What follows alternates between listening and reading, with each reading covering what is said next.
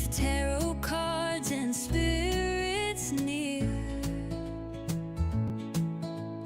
Answers to your questions appear. Sonoran Mystic guiding your way. A5Says brings the light to your day. Psychic vibes and mediumship glow. It's the show where mysteries grow.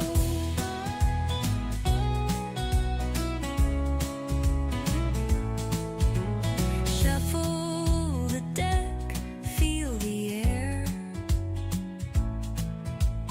Whispers of the unknown everywhere. Life's tough questions fade to light. With Dawn and Angie by your side. Sonoran Mystic guiding your way. A5Says brings the light to your day. Psychic vibes and mediumship glow. It's the show where mysteries grow.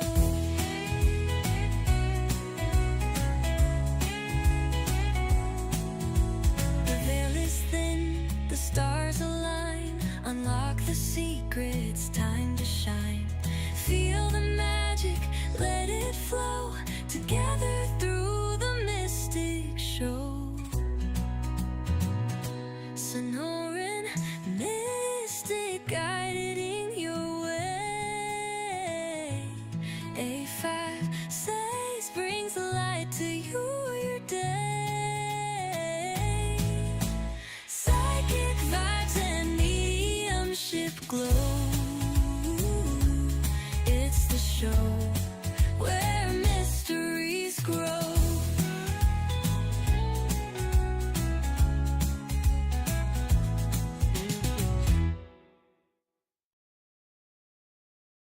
Hey, how are you, Don?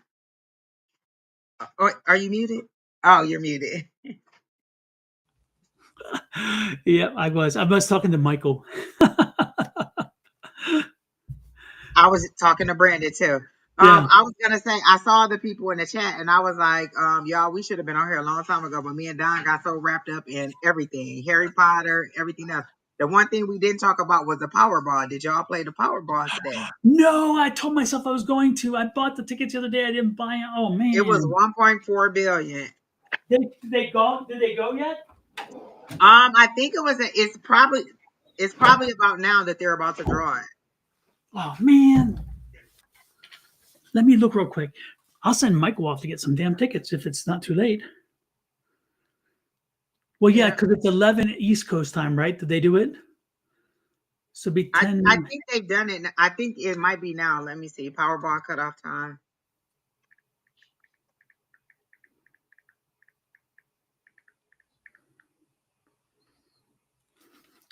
Shucks.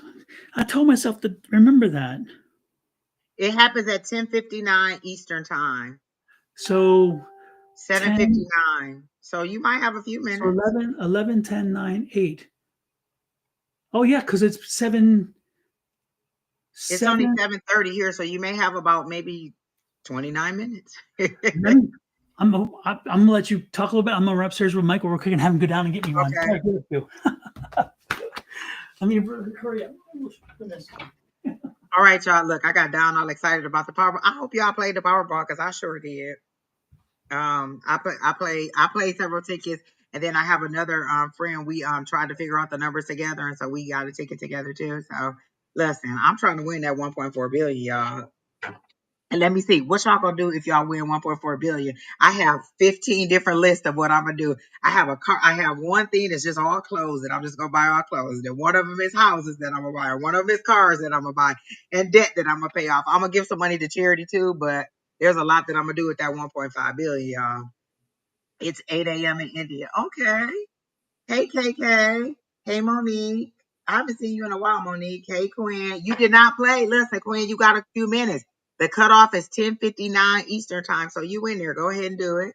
And then Crystal, you need to ask if Vance play. I want to play it. I think I paid $9. So I think I bought 3 tickets and then I did the power play because they're $2 each. I don't do the Mega Million because the Mega Million is $5 and I feel like that's a bit much for my blood right there. You just want a little piece? I want a little piece, but I want the whole thing too. I want it all. So hopefully, I can get a little something. They tell me you could play online, but I don't trust it. That just don't seem right to me. So I ain't playing it online. I go in the store. And at the gas station that I went to, the Circle K on the corner where I went to, you know how they have the big machines in there, you could just do the easy picks. They said that that they had disabled it, so I don't know if it ran out of tickets or what happened, but you couldn't play it through the little machine where you just go through and be like, "Give me easy pick, easy pick, easy pick." You had to actually go up to the cashier and let him and give him your tickets or have him print out your easy pick. So it worked for me, so I did it that way. But it was really, really nice. So I got my tickets. Hopefully I win a little something. Like, give me $1 million. I ain't even mad at that. Just give me one of the $1 million. And I did the power play. So give me the $1 million, then give me the 10 times on the power play, and then just give me that 10 million and I'm good. Like, I don't even have to worry about it no more. And I tried to align myself, like mentally align myself with the frequency of wealth or the frequency of the Powerball numbers. Whatever the frequency is, that's where I'm trying to be. And let me tell y'all something. So I thought one of the numbers was 28, and let me tell you why. So last night I had a dream about my dad's funeral. And my dad died like 10, 15 years ago. Maybe even longer than that. Actually, yeah, it's been longer than that. He died a long time ago, right? So I know exactly how much his funeral cost because I was the oldest and I had to, sign the paperwork and everything. So in my dream last night, it was his funeral and they kept showing me $28,000 for his funeral. And I woke up like, why is we paying $28,000 to bury our dad? Like, that is insane. He already dead. This is out of control. So 28, they just kept showing me 28, 28, 28. And so I was like, well, is that one of the numbers? So I did play 28 as one of my numbers. So we'll see if that was what that was, if that's what the 28 was that they kept showing me. And I know that his real funeral, it was about 8,000. So I also played 8. So I paid 28 and 8 because I felt like maybe he's massaging it and giving me some of the numbers. So, you know. Exactly. It's interesting because somebody asked that question. God, my hair is just going crazy. Somebody asked me that question earlier in the week, and I kept asking spirit, and I wrote it down. I thought I wrote down either 59 or 69. One of the numbers was definitely going to be 59 or 69, and I can't remember which was. I think I even told somebody. I'm like, remember this number, and I can't remember who it was. I'm like, I'm terrible. But I know I also wrote it down, and I'm looking here on my card, because I have a lot of notes, as you can see. I scribble a lot while I'm doing things. Look, and yet it's not there. I'm like, where did I scribble it? I know I scribbled it someplace close. I'll find it. But anyway, Michael went to get it. Michael went to go ahead and get me some tickets and also him get himself some too for doing that. Exactly. And then another dream I had, this was last week. In the dream, I kept seeing 137 and I was like, well, you can't play 137 in the Powerball. What is it? So I said, let me see what that could be. That could be 13. It could be 37. It could be 7. It could be 17. So I tried last week. I played all of those different combinations around that 137. Mm-hmm. I did not win, but I tried it out. And I think last week I only paid like maybe $4 worth of tickets. And I was like, listen, if I even get just a little bit of money off of that $4, I'm gonna be happy. So yeah. For a while I kept hitting like little numbers. Uh-huh. And then it just dried up. And I'm like, I can get a bunch of tickets and get nothing. I'm like, wait a minute, before I got at least something. What happened? This lady and her husband was like, she was in line to get whatever. And he said, how much? He was like, how much, honey? About 300. She said, no, absolutely not $300 worth of tickets. He was like, come on, babe. She was like, no, $20. $20. Like, calm down, sir. Yeah. And remember. And so then she was like, he said something else, and she was like, okay, you can get 20 tickets. Like, you can go ahead and 20 tickets, but you doing too much right now. It's interesting. When I was living in Texas, so this is a different time, of course. The numbers, when the big numbers, when you get the big jackpot numbers like that, and they were so big, they would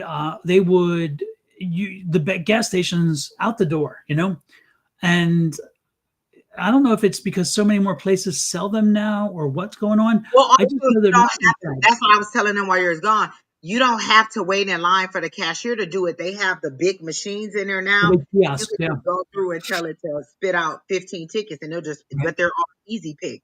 If you right, want your own numbers, you have to go to the cashier. But right. I don't know if my machine ran out of whatever. But when I went in there, because when I went on whatever the last day was, not on the holiday, not on Monday, but Saturday, when Hmm. I went in there was a line at the automatic machine. Uh-huh. And today there was no line, and I looked, and it was a sign said this has been shut off by the retailer. Oh, So you have interesting. to go up to the cashier and let him do it. And he had a line, and it was a really, really young guy, probably about the age of Michael. He looked overwhelmed because people were just coming in $20, $20, $30, $50. Yeah, Like people were coming in, and he was overwhelmed with the amount of tickets and people that were coming in. And that was right at 6 o'clock because I was like, okay, Don, I'm on my way home. Let me pick up my yeah. tickets. And that was about 6 o'clock when they were doing all that. Hey, But Miss then, Bonnie, we sent you all kinds of love and light last night, and we talked about you in the group, but we said good things about you, nothing bad. well, maybe a little bad. Maybe a little. Hmm. Oh, Oh, exactly. Hey, Nita. Oh my gosh, I haven't seen you in so oh my long. We goodness. missed Hey, you in Nita. class, Nita. Yes, Nita must be in love. When Nita in love, we don't see her no more. Nita, are you in love? Is exactly. that why we don't see? Hey, Selena. Selena is the one. Wait, is Selena? No. Is she the one who got the ear thing? Selena, are you the one that got the hearing aid? I can't remember. I can't remember either. Okay. Oh, and thank you. Good luck to everybody. Um, the person that your name is just A. Yes, you can ask a question. Put your question in the chat. If you have a question, just put your question in the chat, and then Exactly. if we're drawn to you, we'll go ahead. And, KK says she ended up playing. She got so much that she want to do. Crystal wants to build group homes and schools. That's beautiful. My list is so far from Oh, Selena is the one. Selena is the one. Oh, you are the one? Okay. Yeah. All right. Yes. Okay. Cool. Cool. How is that working out for you? Like, is it like, is everything working out? I feel like you've had to go and get a couple adjustments or and things like that. But overall, I feel like everything is okay with the ear thing. But you may have another issue in the lower, further down the body that is giving you some grief. Quinn says a general reading. Yeah. Abby, are you Curti? Is that who you are, Curti? I think Abby is Curti because I Okay. think she comes up under her husband's name. Okay. Well, it's interesting. I think Hey, if I Umber. hey Umber, if I won the lottery, I would go out and go to someplace kind of like Sedona or Cottonwood Uh-huh. and buy about 50 acres and create a metaphysical haven with a university there, a true full out university, and hire teaching staff that teaches people all the metaphysical gifts and all those things and how to use them. And I would have a retreat center, so I would have like little individual cottages.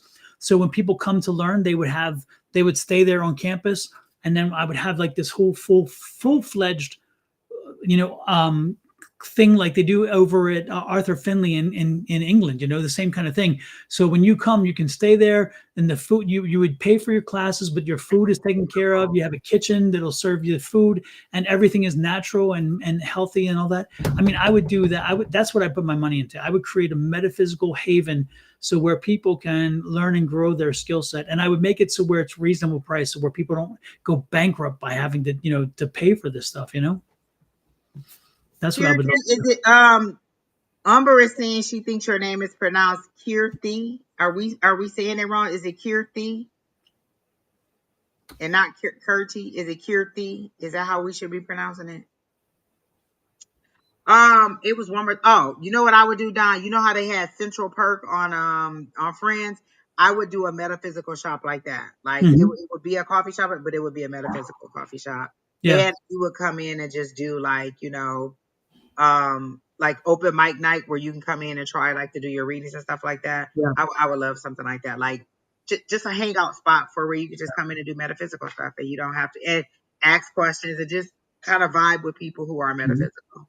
Well, that's what Ed and I've been thinking about talking about doing is actually getting a few acres here somewhere in the metro area, and then him putting up a plant nursery, Hmm. and then also have a coffee shop slash wine space and metaphysical space. And I told him that's what I want. I want a platform. I want a stage where we can have musics one night. We'd have mediumship one night. We can have people do psychic reads one night, and have people come in live and just do those things, and just and invite people to come in and use the space and enjoy it. We've been talking about doing that. Well, Curdy, you just said it exactly. I mean, you just spelled it the same way that we still don't know if we're right. Is it K? So the way that Umber spelled it was Keer. So Kier, is it Ker that way? And then she spelled it Thi. So is it Kurthi? Are we saying it wrong, or Is is that it an Li? It Kurthi? looks like an Li, right? She has Kirti. Well, that's a little T. Yeah, my glasses. Sorry. But Umber spelled it a little bit different. I just want to Yeah. make sure we're pronouncing it right. When Umber did it, she put Mhm. Keerthi, Kurthi. Hey, Louvre Savoir. Oh, it's right, Kurti, like we're saying it. Okay, cool. Yeah. Hi, Sherry. I haven't seen Not our Louvre Sherry, a different Savoir in a Sherry. while. Who? Nice to see it. Louvre Savoir in on Twitch. Oh, I haven't seen them here in a while. Good to see you in. all right. Kirti, Oh, you Kirti. know what? Close Kirti. enough. Okay, like it. Kirti, Kirti. right? Yeah. Okay, cool. You know we like to get it right, so I make sure I'm when I do your reading, I'm asking the correct person. Mhm. Correct person. Mhm. But she wants to design clothes right now, which is completely new thing for her. Her mom is also asking to join her back and work with 10-year-olds for 8 years. Ugh. And I don't have no problem with little kids. Yeah, I do. I just don't want to work with little kids. Like I love them to death from a distance. I just Lord help the child. I can't do it no more. That is past my age limit right now. Yeah. Exactly. Monique Bergeron, nice to see you in. It's been a while since I've seen you too. Nice to see you in. If you have a question, just type your question in the chat, and then we'll Hey get to Jojo, your. nice to see you in too. Hey Jojo, how you Oh, doing? wow. I know. We miss Jojo. We miss you, Jojo. Exactly. And Where Miss is Miss Linda. Linda? What have y'all done with Miss Linda? Like she used to be in here every single day. I think y'all working her too hard, and she need a vacation. Hey Katie Like Newkirk, she nice ain't to see you in. always on a vacation. Miss Linda is always on a vacation. Remember the Where's Waldo? Now it's Where's Linda? Where's Miss Where's Linda? Miss Linda? Yeah. Goodness gracious. So who's first, Miss Angie? Well, this one about the career. I was calling her Love Savior. You may be right. Maybe I'm saying it wrong. It's possible. What tell us how to pronounce your name, Love Savior. Or I've been saying Love Savior. Tell us what that should be.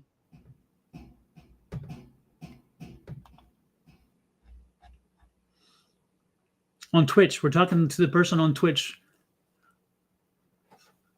Oh, she's sitting next to you saying, hi. Okay. Hey, Hey, Miss miss you Linda. too, Miss Linda. Your future career, let me see. You said, will it be in music? Oh, you're male. Okay. Well, how do we pronounce your name? That was my first question. Okay. Let me see. Key. Key. Okay, cool. I like that. Okay, Key. Kiki. I don't get music immediately. I get a white coat. Does somebody in your family want you to be a doctor, or was that the aspiration that you told people you're gonna be? Because I get a white coat immediately, so I get the medical field or some kind of office. I don't get music, even though I think that's what you like.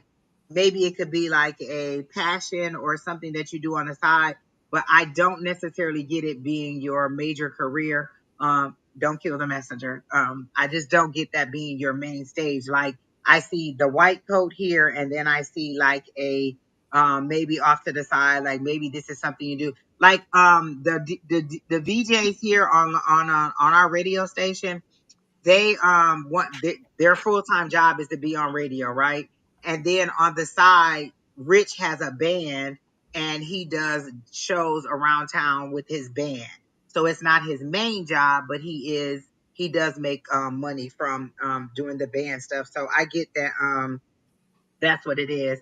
So I get maybe your side hustle. And again, I get a white coat. So I get like not a doctor. And you never want to be a doctor because I get a white coat. Like maybe you should do something in that area, or even if it's administrative, because they keep showing me the office side of it, but they keep showing me somebody with their hands in their pockets. So I get medical or maybe even pharmaceutical white coat as in white coat as in a doctor. That's how I get it with the white coat. That's how they're showing it to me. So I get medical field, but I don't get medical field like because usually when they show me medical field, they show me a stethoscope. So I don't know what else a white coat could be if it's not a doctor. But usually when they give me the medical field, they show me a stethoscope. But today they're showing me a white coat and then the hands in the pocket and you holding a file in your hand. So some area of the medical, but I get you more of the doctor, not as the administrative side of it.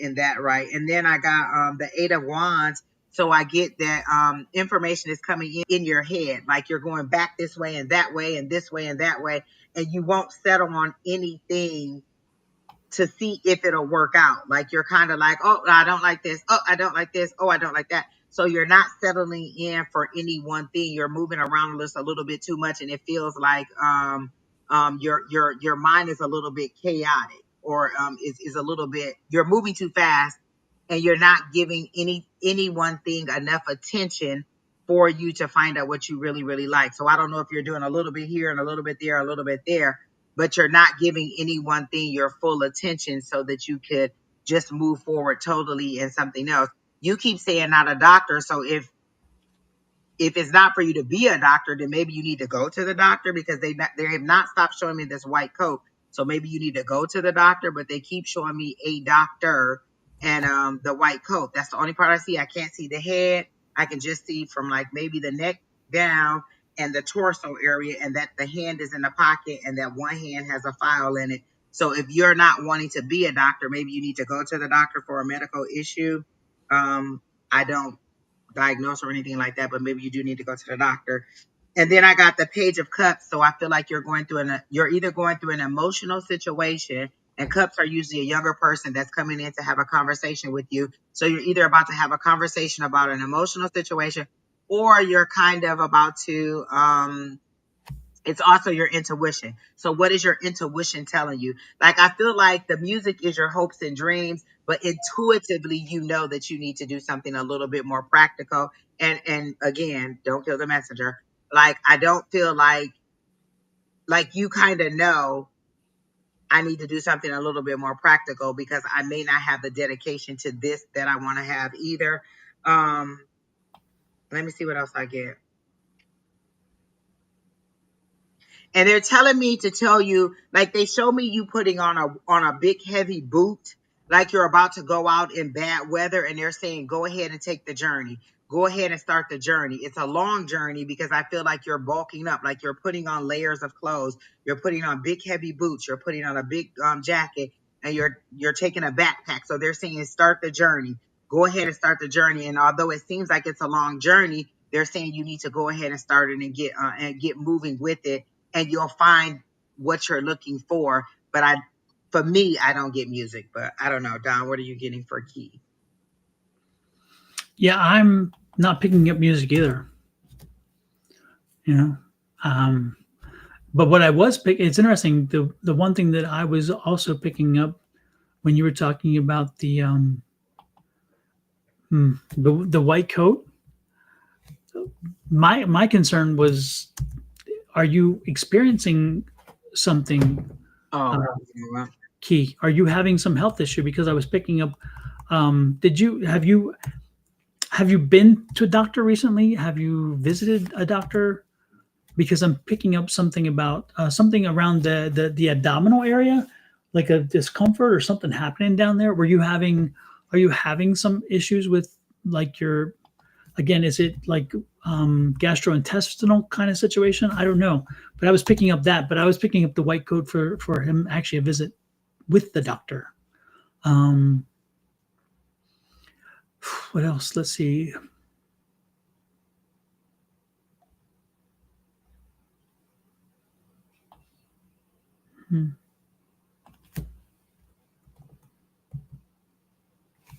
And have you been looking for a place to stay, or like have you been looking for a property to buy or to rent? Because I'm getting this feeling of signing a contract. So it's signing a contract for like is it for again an investment, or is it for um, a mortgage? Are you looking at buying a property? Because I'm picking up that energy for you. There's nothing wrong with you to just have a doctor. Well, they keep showing us the doctor, so maybe you haven't discovered what's wrong, but there's something with the doctor because that image won't go away from me. When you say you just have a doctor, what does that mean? Are you just visited a doctor? Is that what you're trying to say when you said, I just have a doctor? Did you just have a doctor visit? Is that what you're saying? But anyway, back to what I was, as you clarify that, the point is that when it comes, I get this feeling that I'm it seems to be tied to a move. Are you relocating? Are you moving elsewhere for career? Are you looking at changing careers? Because I get the feeling of a move. You take shots. Okay. So that's the connection of the doctor then. You take shots. All right. Good. But anyway, so for my condition.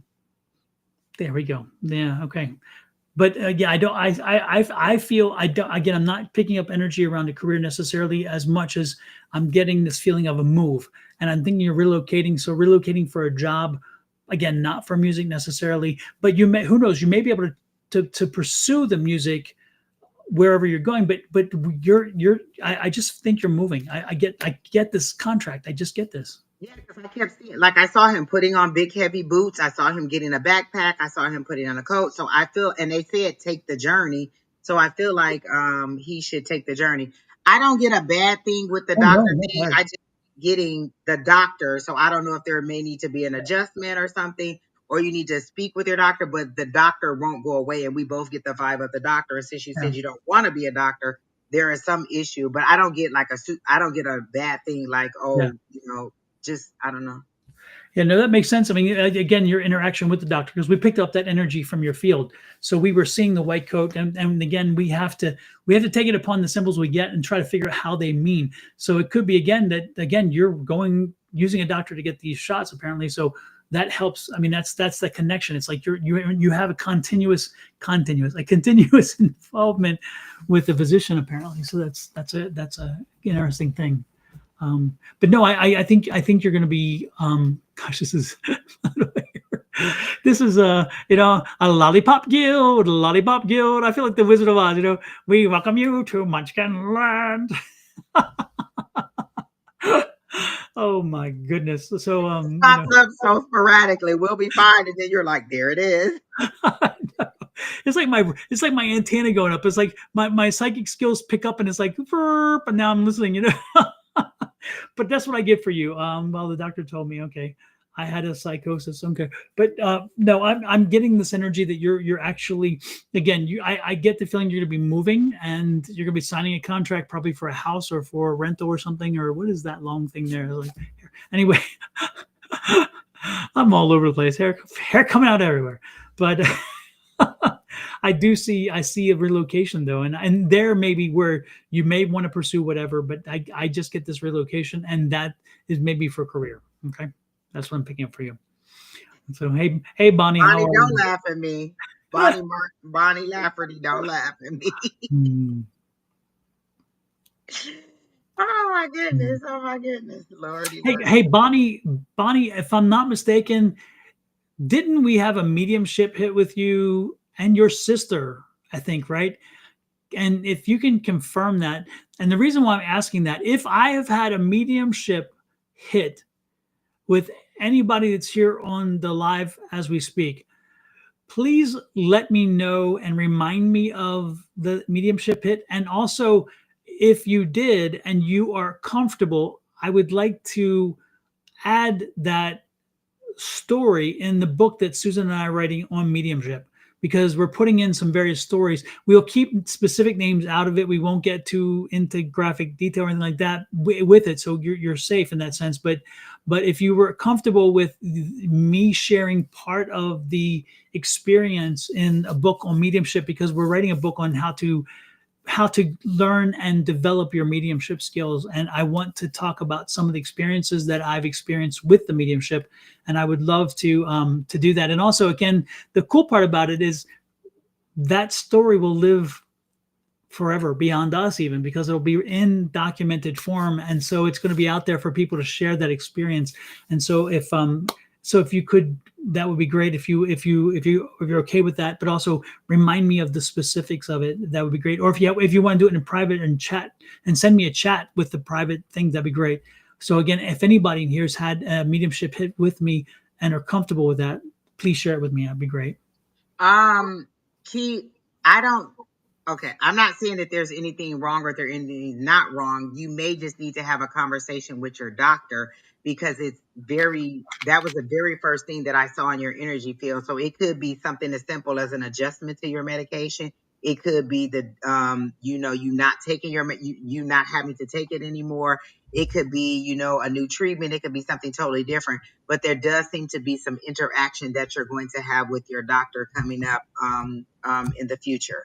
So that's all that I was getting with that. And then as far as the move, the first thing that I said, or the first thing that they were saying, was that you need to make a decision. Like, you just need to make the decision to decide, and then everything else will come along. A lot of times we want to know how we're going to get from A to Z and everything in between. And sometimes your guides are saying it's a series of small steps. I've said that many times. Sometimes your guides will say, make the decision. Once you actually decide that you're ready to move, and then we'll start moving everything along. Have you decided what city you want to move in, where you want to live, when you want to live? Have you given yourself any kind of timeline? Or is you just like, oh, well, I'm going to move one day, someday soon, whenever it happens. And so this is how your guides say, one day, someday soon, whenever it happens, because you haven't given them any time frame. You haven't given them any city. You haven't given them any details. Your guides are not tyrants or puppets. They're not, just puppet masters trying to make you do whatever they want you to do.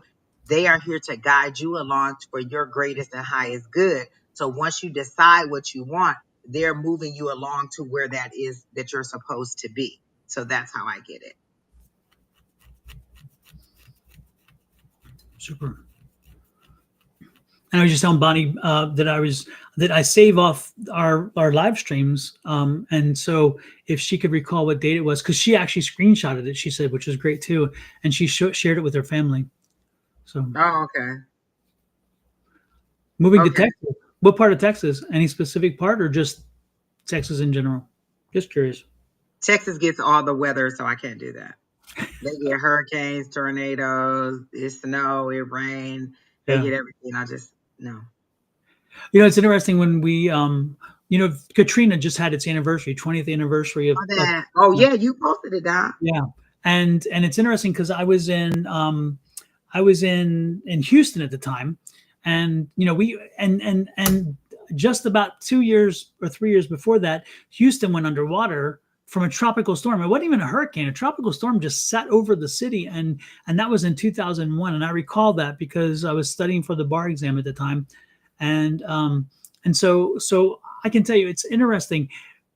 One of the biggest complaints to people outside that were looking in were fussing with people and saying, why didn't you leave when the hurricane was coming? And the reality is after you live in Hurricane Alley for so long, you're like, every hurricane is a get out of town hurricane, supposedly. And usually they're bad, but you can weather the storm, shall we say. And so when we lived in Houston, we did not hit the road. We did not. And it's funny because we had one or two friends who would hit the road sometimes, and they would get 20 miles down the road in 5 hours because it was stop and go, and nobody was moving. And then cars would break down because they ran out of gas and they didn't get anywhere. And I'm like, I'm not being stuck on a highway, not going anywhere. And so, and specifically Louisiana had is 79% of the population in Louisiana came from Louisiana. It was the highest percentage of any state in the union. And so they had nowhere to go. So it was like, there you go. So I remember that. It's like there's reasons why they didn't leave, because most time the hurricanes, they would do damage, but they wouldn't destroy things. The problem is this time the levee fell. Remember, the levee broke, and that's what flooded the district. That was the difference this time, because the levees failed. So there you go. So hey, Kay, You took it as a sign that who was speaking to you, Kay Weezy?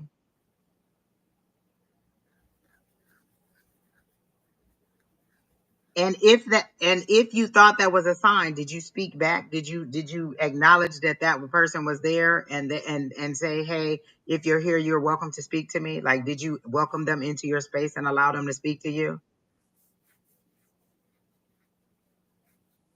All right, who's next, Dom?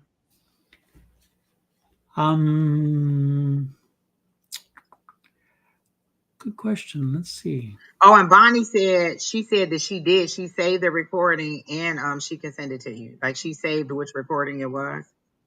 All right, Super. Monique, are you still here?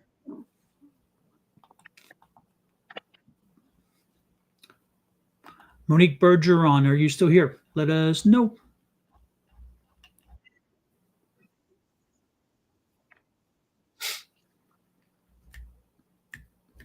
They showed me you as a puppy licking your own wounds. Um, like you're wrapped around yourself licking your own wounds and you're not moving, like you're not picking yourself up to move forward. You're laying in the sadness of it, and you don't know how to move forward, or you don't know what to do to move forward. And you do know that you can just ask your guides, your higher power, whoever you pray to, for help. I've many times said, look, I don't know what to do. I don't even know what I need. Please help. Please help me. That's it. You don't have to always know. Remember when you were a child and you needed something, sometimes you just scream, Mom. She came running. You didn't need to say, Mom, I fell down and I broke my leg. Mom, I blah, blah. You just screamed, Mom. And she ran to your to see what was the matter with you, and then she gave you what you needed. So sometimes you need to just call out to your higher power and allow them to take care of you. You don't have to know what it is that you need. It's just that you know that you need help. And so what they're saying is you're just kind of laying around waiting on something to happen, but you don't know what it is that you want to happen, or you don't, like, you're just in a place where you're just like, I don't know. It's just kind of like you have like a blank slate and you don't know what to do. You don't know which way to go and you don't know what you need. And your higher power is saying, just call out to me. Just tell me that you need help and I'll help you. I see doors opening and closing. Are you having some financial issues? Because these are your cabinet doors opening and closing. So I'm feeling like there may be like some lean times going on. Like, well, maybe there's a shortage of like maybe food, or there's a shortage of money. Like when they're showing me the cupboard doors opening like that, there's a shortage of supplies or necessities that you need. And so I feel like there may be some financial issues that are going on. And what they're saying is, what is it that you want? If the perfect job could call you tomorrow, what would it be? You have to have some idea. And a lot of times it'll be, oh, well, whatever the Lord has in store for me. So if you get a job like, making $13.50 at the Dairy Queen, and that's all that the Lord has in store for you, is that okay? Or is it that you want an office job that pays $75,000 a year so that you can save money, get out of debt, and blah, blah, blah? Whatever the Lord has in store for me just ain't the best. It just ain't always what I need. Sometimes a little bit more. You have to give them something to work with. And a lot of times, and I know you know this because you seem like a praying person, you have not because you ask not. Like, how do you have a higher power, or how do you pray to somebody, or you have God and you're afraid to ask for something? That would be like my son needing anything and being too afraid to ask me for it. I'm your mom. I'm your provider. I'm supposed to help you out. So why would you not come to me and tell me what you need or what you want or what it is that you think, so that I can guide you in that way? You have not because you ask not. I shouldn't have to anticipate every single thing that you need. You're an adult. You have communication style. You can communicate with me and ask me what you need. Call out to me and I can give you what you need. And so I see you sitting in the sadness, but what is it that you want? Like, how do you want to get up out of it? It's kind of like you're waiting on somebody to knock on the door and say, hey, come on, let me make your life great. Let me bring you to this job that you want. Let me move you into the place that you want to live in. Let me buy you the car that you want to buy. You have to have some kind of active action in your life as to what you want and how you want to move forward. I know what I want to do in my life. I want to do this full time. So I'm actively working at it. But in addition to that, I still have to have a full time job until I can get there. I'm not just laying there and saying, you know what? Well, this is what I want to do. And when the Lord see fit for me to have it, then I'll just have it. I have to actively be working toward it in some way. So what are you doing to actively make those things happen? What are you doing to wave the magic? Even if you had a magic wand, there's some action on your behalf. You have to wave the magic wand. You have to give it some direction to tell it what you want. I want a new house. I want a new car. I want this. I want that. There's some action on your part in every part. What is your action that you are doing to bring in the things that you want? What are the requests that you're making so that your magic wand can give you the things that you want? So that's how I'm getting is that you have not because you ask not. And if you ask, you will receive. So that's what I got for Miss Monique.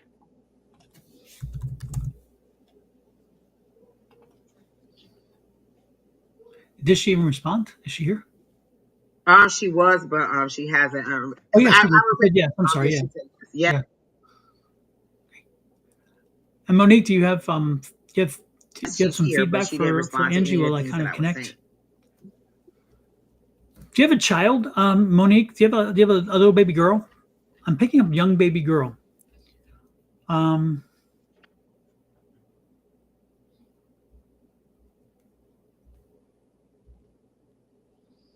What's up with a young baby girl? Young baby girl.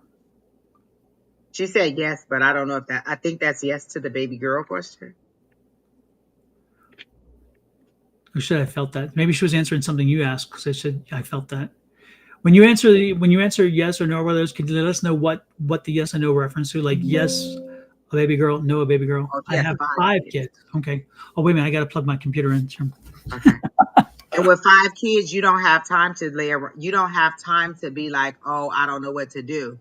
I only had, my son Brandon, and I always had to be on my grind, figuring out something. I had to be a step ahead. I had to be ready to do whatever it is that I could do. And even in my most vulnerable state, when I didn't have anything, I still had to be planning on something to do. And I'm not saying that you're not doing anything, but the way that your higher power is presenting it to me is you're not asking for what you need.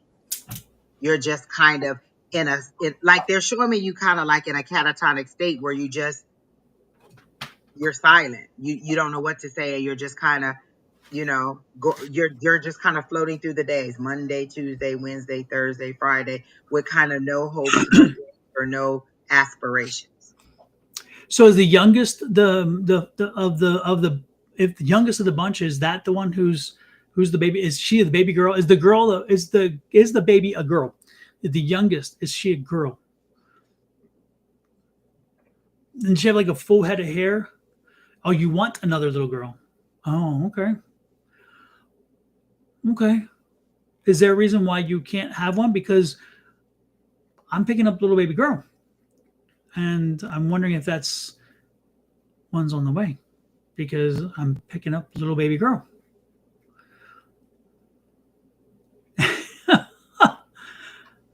I heard us. She's not okay. No, yeah. I think, yeah. There may be some family planning situation going there. I pick up a little baby girl. And it's interesting because I hear my mother talking to my sister, my youngest sister specifically. I hear her saying this: be careful, because one day you're going to have one just like you. This one is going to be just like you. And that's what I'm getting is, and if it's not the new one coming, then is your 9-year-old like you? Because again, I'm picking up baby girl, and I'm picking up just like you. It's not meant. I'm not meaning to be derogatory, but when my mother used it toward my sisters, it was one of those. My sisters were a challenge. My sister was a challenge, and so that's what happened.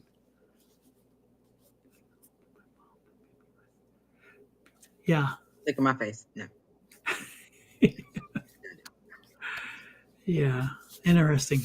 Yeah, I'm picking up baby girl energy. So I don't know I don't know what to tell you. I just pick up baby girl energy. Just love, like I read this book and she was like, I just loved every time my stomach swole up and every time I had that new baby and just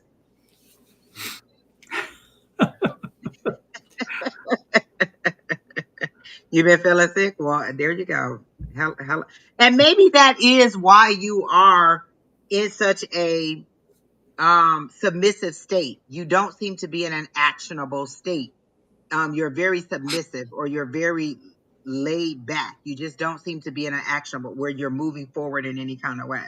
She says, I'm very sleepy. Are you doing the things that will get you pregnant? Because I mean, you could be feeling sick and tired and sleepy, but are you doing the things that would make you be pregnant? Yeah, there is that one component that's really important, I think. Without that, nothing's going to happen. So yeah, interesting. Huh. Huh. Yeah, no, I am picking up baby girl.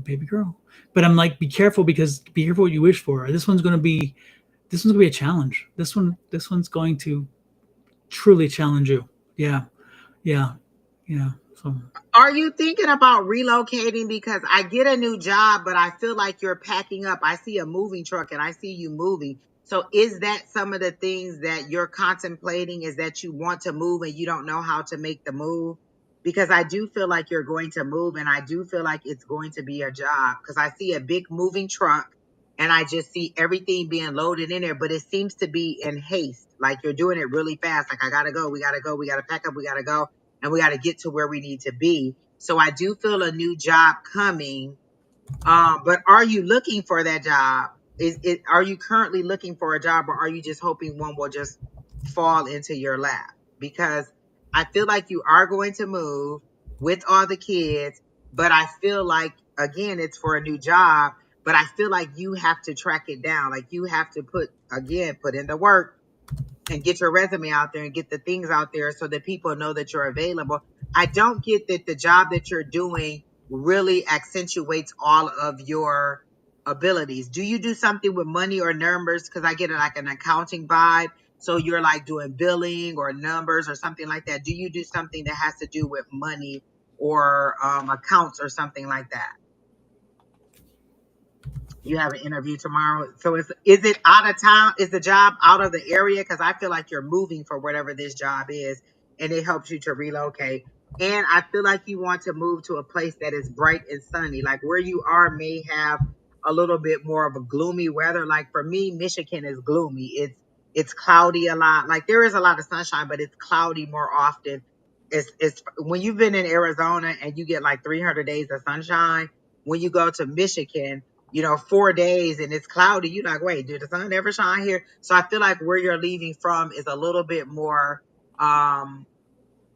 four seasons and you're going to a place that has a lot more sunshine. It's close by. And is it an accounting or money? Is the job having to do with money, billing, accounting, something to do with money or numbers or accounts? You're in Georgia now. Okay. So I feel like, but I do feel you moving to, is that your desire to move somewhere else? Because I see you leaving out of that area. You've been here 9 months. Okay. Oh, so you just moved. Okay. So you just moved. No, no, I get that I don't think you're going to stay there for long. I feel like you're going to move for a job. You're serving. Oh, serving. As in, like in a restaurant?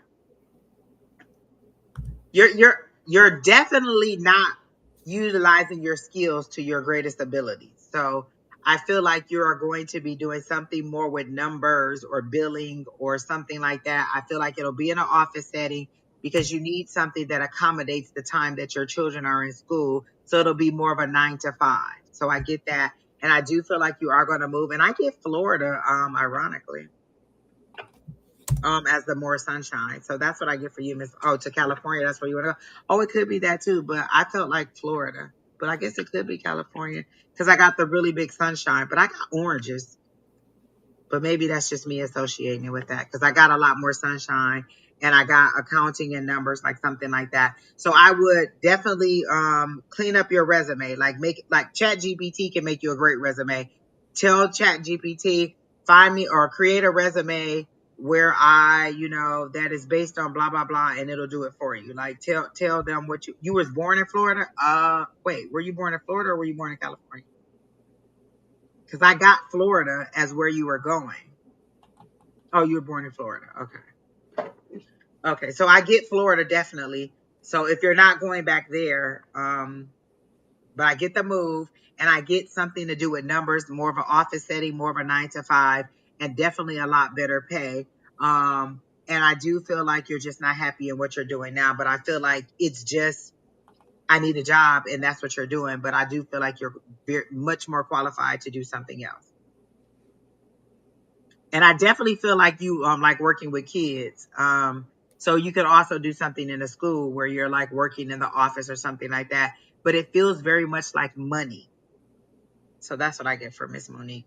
John. Okay. Well, I don't pick much else beyond what you said, which is good. I hope.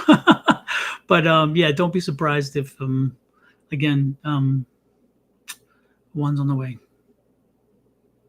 All right. Well, who's next? Who else has a question? Katie Newark. We haven't seen you in a long time. She said a general if drawn. Okay, Katie. Let's see. They're showing me a stairway. It's an all white. It's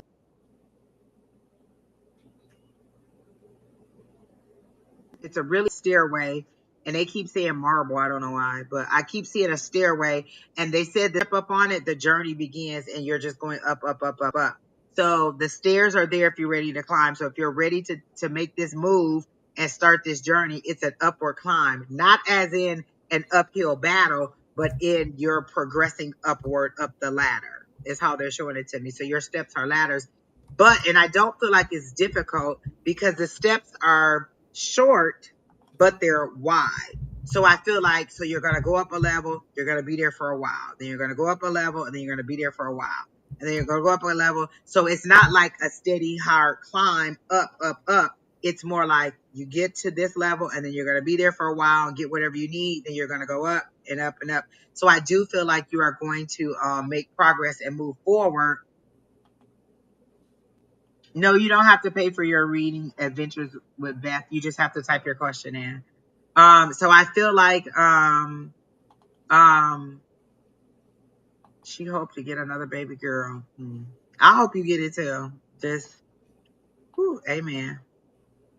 But who were you reading? Katie. Okay, Katie. So I feel like you're on a steady climb to move forward. Let me see if this is career or not. I don't know if it's career. Gosh. They are showing me the page of wands. So the page of wands to me is creativity, is passion. So I do feel like that's work because pentacles are wands, which is more career to me. I feel like it's a youthful energy and you are ready to move forward in some creative capacity or in some way that's related to your job. So what is it that you want to do? And I feel like the reason the steps are wide is because you need to learn stuff in between. So I go up a step and then I need to learn a little bit. Then I go up to the next level and then I need to learn a little bit. Are you trying to get into metaphysical? Because I don't feel like it's traditional teaching. I feel like what you're learning is like you're just developing your skills. So is it metaphysical that you're trying to get into or something like that, where you're trying to test out or push your boundaries on your metaphysical aspirations? I feel like when y'all say, can I get a general reading, you don't really have any issues and your life is perfect and you just want to know what I have out there, because if you really wanted a reading, you would ask a question. That may not be true, but that's how I feel when you say just general. You said baby steps. Not necessarily baby steps, but you need that time in between before you go to the next level to learn whatever it is that you're doing. And you're not telling me whether it's metaphysical, but it does not feel like traditional learning. It just feels like you're on the job, or you're learning the skills, or you're developing the skills, or developing your mediumship. Got it. Okay, that makes sense. You know that we have a class on Tuesday night that you could just come to and just develop your mediumship skills like easily. And so I feel like that time in between is, and the best way to do your mediumship is to practice. Like, this is why we come on here every week. This is why we have class on Tuesdays. This is why we have class on Mondays. This is why so many people are going live, is because it's practice, practice, practice. You can't learn what your symbols are. You can't connect with the other side if you don't practice, if you don't get out there and do it. And so it's like, what is it that, how are you developing your skills? How are you utilizing the time to develop? Are you doing mediumship reads for other? Are you watching other mediums do their job? Are you taking a class? Are you gathering with people? The one thing that we've always learned is that you have to find your tribe. You have to find like people who discuss things with you, who help you to pull out what you're doing and help you to develop along the way. So I do see you taking smaller steps and going at a slower pace, but I feel like that's what you need, because you're a little bit overwhelmed, but you also just need to be surrounded and be in that atmosphere and practice. So that's what I got for Katie.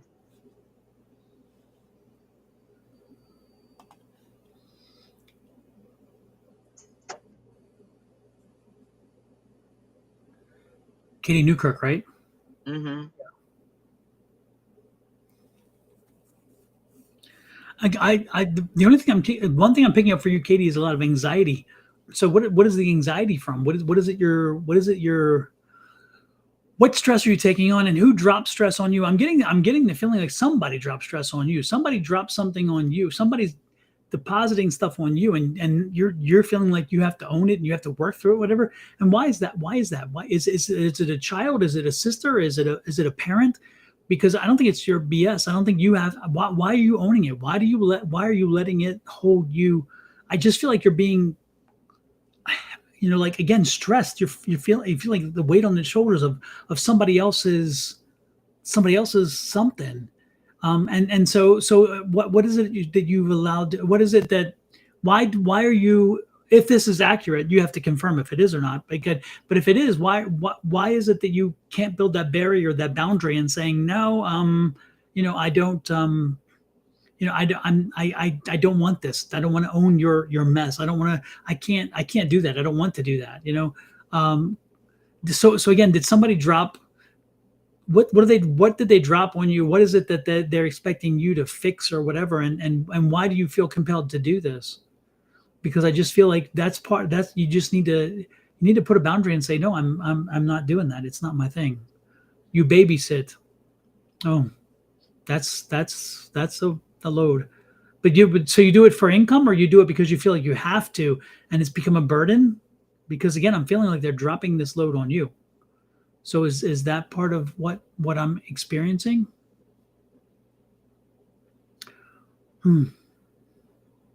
I just feel you need something. You need your sister. So your sister is expecting you to babysit, and I'm guessing you're not getting paid, or not the full payment for what you are doing.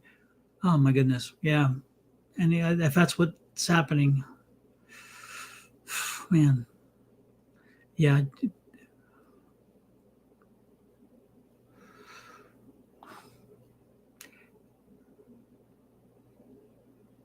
You do it first income.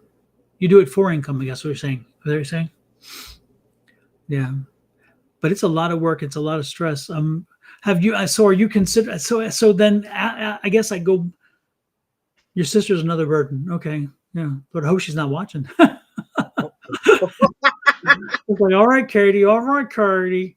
No,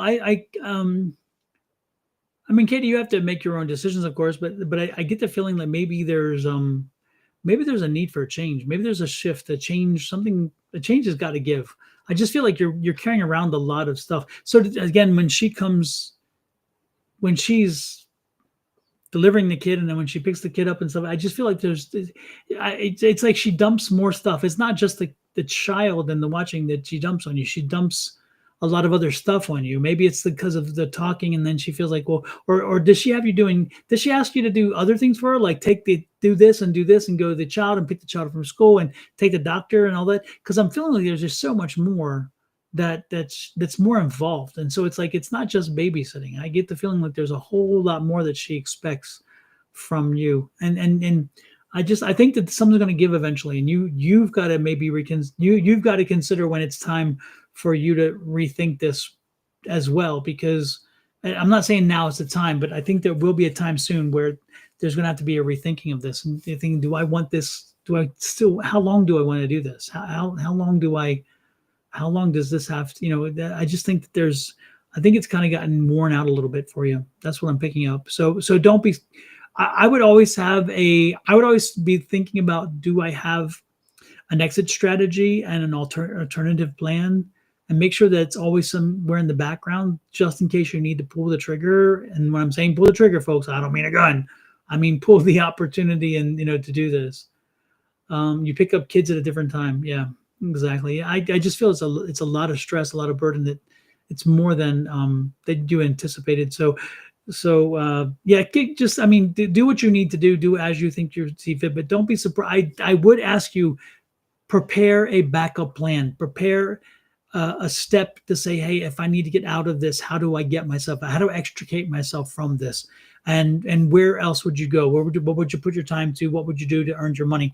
Figure out that next step, because I think that more sooner than later, you may have to do that. You may have to take that step, and and it could be a little uncomfortable. I'm understating the fact, because again, but again, if you plan it out properly, you could eventually walk away without having too many feelings hurt, because you may even find a replacement for you. And so where it's, hey, look, I can't do this anymore. I'm headed off in this direction, but I have this, Yeah, it didn't start out like that. No, I didn't think so. Again, that's what I figured. It's gotten a lot more, not a little more. I said a little more, I'm being nice. It's gotten a lot more oppressive, and again, more things that were not considered initially. So understand, Katie, that they just, again, do me a favor. I'll say one more time, just have a backup plan, put some things in place, have some things sitting out in the background. So saying, just if I need to make a strategy to move, I can, and therefore you have a backup plan. That's what I'm getting. Anything else for Miss Katie?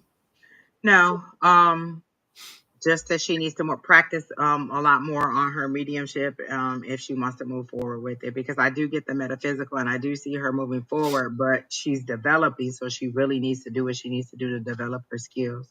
Yeah. And Katie, it's amazing, because we are all, and this is for everybody, by the way, we're all born with this. None of us are, some of us are a little more inclined. We're better at it. Some of us are more naturally better at it, but we're all born with the same skill set to be able to do it. It's just taking the time, and it's like if you're going to work out, you build a muscle and that muscle grows. Well, when you're doing your mediumship work, you have to practice it. You have to be doing the interactions. And as you practice it with people, that's how you learn your visuals, your skill sets, your visions, and those things, So you have to work it. It's your grandkids. The babysitter wasn't taking care of them, and I look on 2 more kids. Yeah. Yeah. Well, I would listen. My hair would be white as dawn if I was babysitting. And them kids would be on their own. I'd be like, listen, the food in the refrigerator, the remote over there. Best of luck. May the odds forever be in your favor, because I just can't do it, Don. I didn't have white hair until my boys came along. My boys are the ones that gave me white hair, so I know how you feel. It's like, yeah. Mm-hmm. You don't have to be consistent in your area of spiritual path. Just explore what you know, and you'll develop along the way. Like now, like when me and Don started, we used to always say, I'm not good at that mediumship. I'm not good at mediumship. And our mentor kept saying, stop saying it. So I started saying, I'm getting better at mediumship, and I started to get better at mediumship. But the only thing I really wanted to do was psychic or tarot cards. And You know, it just develops along the way as you understand. It's a building block. You know, you have to understand certain things in order to unlock or move forward to other things sometimes. And so you may, you don't have to decide like, oh, I just want to be a medium. You may have a variety of things that you want to do. And so just explore and see what you like best. Like you may think, oh, I just want to talk to dead people all the time. And then you might get in there and be like, you know what? I kind of like the psychic part of it better, or I like the Reiki part of it, or I just like whatever else it is, or channeling. You just have to get in there and do it to see what you like. Like, how did I find out I didn't like love readings? I did love readings for a Hmm. long time. When me and Don started, we would do everything, just whatever you asked, we would do it. And then I was just like, yeah, I don't like love readings. So I stopped doing love readings. I also understood from doing readings that I didn't want to do people under 18. So as you practice more, you'll understand what it is that you want to do or not do. Yeah, and it's interesting. The in their there's more. It's interesting because Angie, you pointed something out that just triggered in my head. I was at a shop the other day, and somebody came in and she wanted a reading, and sure enough, she said, "Is there an age limit?" And the woman said, "Yeah, I don't take below 18." I She said, don't. because there's you're going through too much, and you may wind up actually taking too much to heart, and then it may alter any of your thinking, and therefore you could be your worst enemy. And the woman's like, I don't want to be that person to do that to you. And I thought, how interesting. And it's fun. It's funny. We did it instinctively, but we never. There was never an idea of why so much, because it just seemed to make sense. But it was cool that somebody actually put it in a way that really rang through. So Don, do you have anything for K Weezy? I'm not getting anything for him. I get the same thing every single time about the music, so I don't have anything new for you, K Weezy. I'm sorry. I know it's your birthday, but I'm not getting anything. Um, yeah, I don't have anything additional that we haven't already shared with him. Hmm. and this is again where I tell people like 3 months, 6 months, 9 months, a year, like every single month is a lot because I'm just sifting through the same thing. Like, how much has your life changed since the last time I talked to you? Have any of those things Mhm. that we told you about happened? Like, sometimes it takes a little time, and I'm just not getting anything for you at this time. Um, gosh,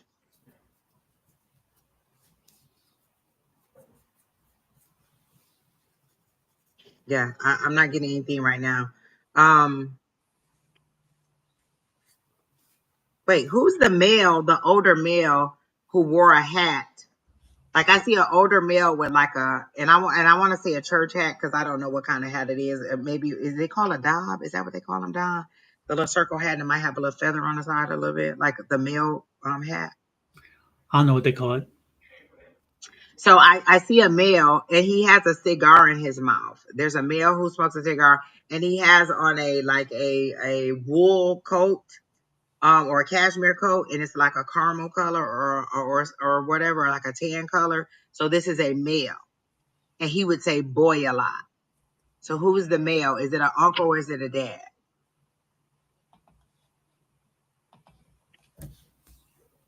And whoever it is, he says, why are you wasting away doing something that you don't want to do?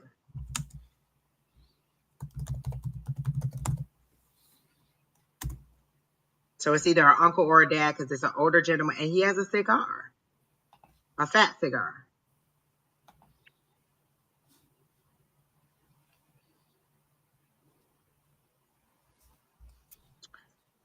Lisa, are you asking what you should do or are you asking what they should do? Because I can't tap into somebody else's energy, but I can tap into your energy regarding the situation from your point of view, but I can't tap into their energy and tell you what they should do. Could be anyone. Okay, then maybe this isn't for you because I'm distinctly getting a male who would say boy, and this, and he's like, they're showing me his clothes distinctly. He has on a suit, he has on a long, he has on a dress coat that goes maybe to like the knee or the thigh area. He has on a hat. He's smoking a cigar, and he's saying, "Why would you be doing? Why are you sitting there wasting your life away?" And he's saying, boy, why would you be sitting there?" And he's making it seem like you would know exactly who he is. And he has a mustache here, I feel like. Um, but I feel like he's a shorter gentleman. He's not a very tall gentleman. He feels like a shorter gentleman, and he may have been a church going person because he dresses really really nice.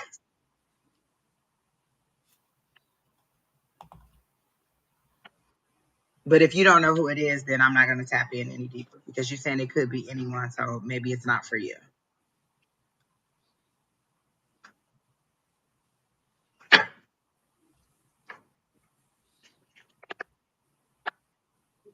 And I got dad or uncle, and you're saying anyone, and the first thing you asked about was your dad. So this wouldn't be your dad, or this wouldn't be that type of person in your life. Is that not a description of how your dad would look? And if it's not your energy, it could be somebody else. Could this be somebody else's male? It's a male, and he dresses really nice, and I feel like he went to church.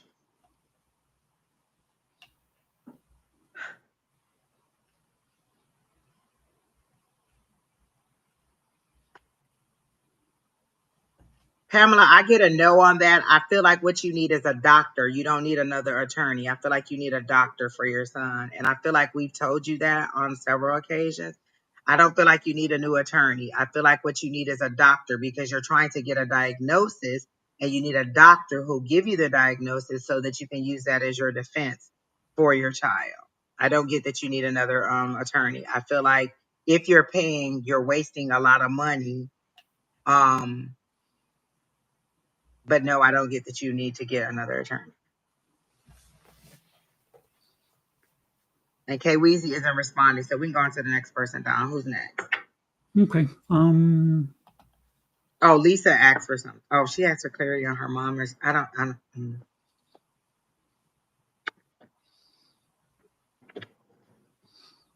She what? Actually, Lisa, I feel like you do know what to do. You just don't want to hurt somebody's feelings. Like either way, you're gonna have to hurt somebody's feelings, and you don't want to make the decision. You want somebody else to make the decision, so you can say that, so you wouldn't have to um so you don't have to take ownership of hurting somebody's feelings. Whatever the situation is, it seems like somebody's going to have hurt feelings in the situation, and you don't want to take ownership of hurting somebody's feelings, whether it be your mom or your sister.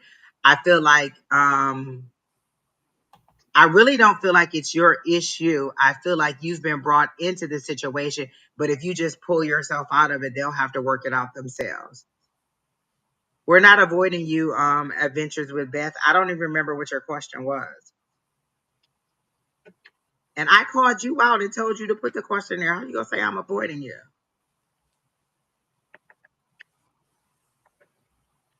So Lisa, I don't feel like this is your issue. I feel like this is their issue, and you're in it from the outside, but you don't have to be.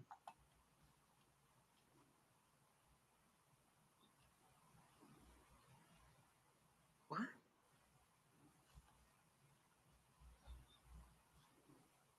Hmm.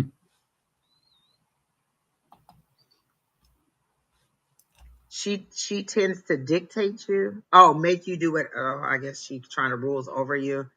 But you love her kids, and she uses her kids to. I mean, Is this your mother or your sister? Because then you say your issues with your mother and your sister. So which one has the kids? Is it your sister who has the kids? she says, "What should I do in my situation? My sister tends to dictate me. I cut contact, but you love her kids." I mean,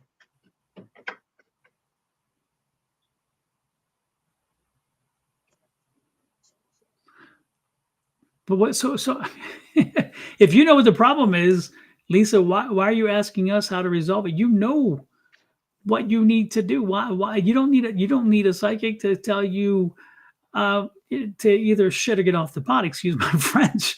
The reality is you have to make a decision. Do you want to put up with the BS and therefore have the relationship with the kids, or do you want to stand up and say, you know what, even if it's me risking not having a relationship with the kids, I'm going to do this. I mean, you don't need us to tell you what. You don't need anyone to tell you what to do in this regard. You need a backbone to be able to stand up and say, hey, I'm not taking it anymore. And the reality is you will know when that's time to do that. If right, by asking us, I think you know it's probably time already because you're asking us about it. It's like, you know, the question is Are you wrong because somebody's using their kids to make you do what they want to do? Think about that question. If this was your daughter and somebody was doing this to your daughter, what would you tell your daughter? Like sometimes we have to step out of the situation. And if somebody was doing what your sister's doing to you, if they were doing that to your daughter, what would you tell your daughter to do? Would you tell your daughter, well, I mean, you should just go ahead and deal with it. You do love the kids. Or would you tell her, hey, you don't have to put up with that. If she want to act like that, let her take care of her own kids, let her live her life or whatever. As those kids get older and they can make choices and they can spend time with me, then that's what they can do. But at this point, you don't have to let somebody treat you bad in order to see their kids. Like I get it. I've dated someone like that. I dated a guy that had kids and I got very attached to the kids. And if I didn't do what he wanted to do, he didn't want me to see the kids. Okay, then you deal with the kids on your own. You do what you go do. I can't make you allow me to see your kids. If that's the relationship that you did, you set the boundary. You're the person in the wrong, and I don't have to deal with it. I don't have to see your kids. I don't have to deal with you. I love them from afar, but I don't have to put up with it. And I don't have to do anything that you want me to do. People are going to do to you what you allow them to do. If you're going to lay down and let her walk all over you, if you're going to let her tell you what you can and cannot do, then she's going to do it. But once you say nope and you're firm on it and you move back, then she'll understand that you mean business. So you decide what you want the relationship to be, not her. I could tell from the energy that it was something about hurting somebody's feelings, and you don't want to hurt somebody's feelings. And so you're going to take on all the pain. You're just going to let them treat you however they want to treat you so that you can see the kids or so that you can do whatever. Is she mistreating her kids? And is that why you're stepping in because you think that the kids need a savior? Then that's a different situation. But then that's something that, again, you can't make her let you have the children. You're an adult in this situation. Nobody can dictate what you need to do. If you're not living under her roof and she's not, you know what I'm saying, she's not making the decision in your life, you can just decide, no, this isn't, this. I know it's a hard situation because it's your sister and it's the kids and it's the blah, blah, blah. But also, it's a hard situation because it's your sister and why would she treat you like that? but you know, it's interesting because she says here about how the where was it here? That's I think when I tried to stand up for myself, but my mom tends to often enable her. And the question is this: I think you've buried the lead in the argument about the kids. Okay, you buried the lead there. Okay, and that is your your problem isn't the kids and it isn't your sister. The problem is your mother and your sister's relationship to you. And it's interesting because as I look at what you were saying, you're frustrated or you're worried about what your mom's doing and what your sister's doing. That you're spending time worrying about what they're doing and how they're behaving. You should worry about what you behave and how you do what you do. You just do you and you let them do whatever. I mean, you can't change them. And it's not your place to change them, nor is it ever going to happen because guess what? They're old enough, they're set in the ways. What you should be doing is, in my opinion, and this is not psychic me, this is me having two sisters and a mother and watching the dynamic between the two. It's funny, I sit and watch them repeat their same behaviors over and over again, which is sometimes similar to what you're saying here, what you're doing to with your mother and your sister. And the reality is I always argue because I'm like disconnected, and I'm like, no, I don't need you to bring your stuff. You have your relationship, and you guys, however that relationship works, is fine. But you don't. The thing is you need to figure out a way to have a relationship with your sister that is divorced from your mindset about how your sister has a relationship with your mother. That relationship should not be an issue with you. How they deal with each other, that's not your business, in my opinion. And how you deal with your mother is not your sister's business either. It works both ways. What you should focus on is, how do I have my relationship with my mother? That's a singular relationship.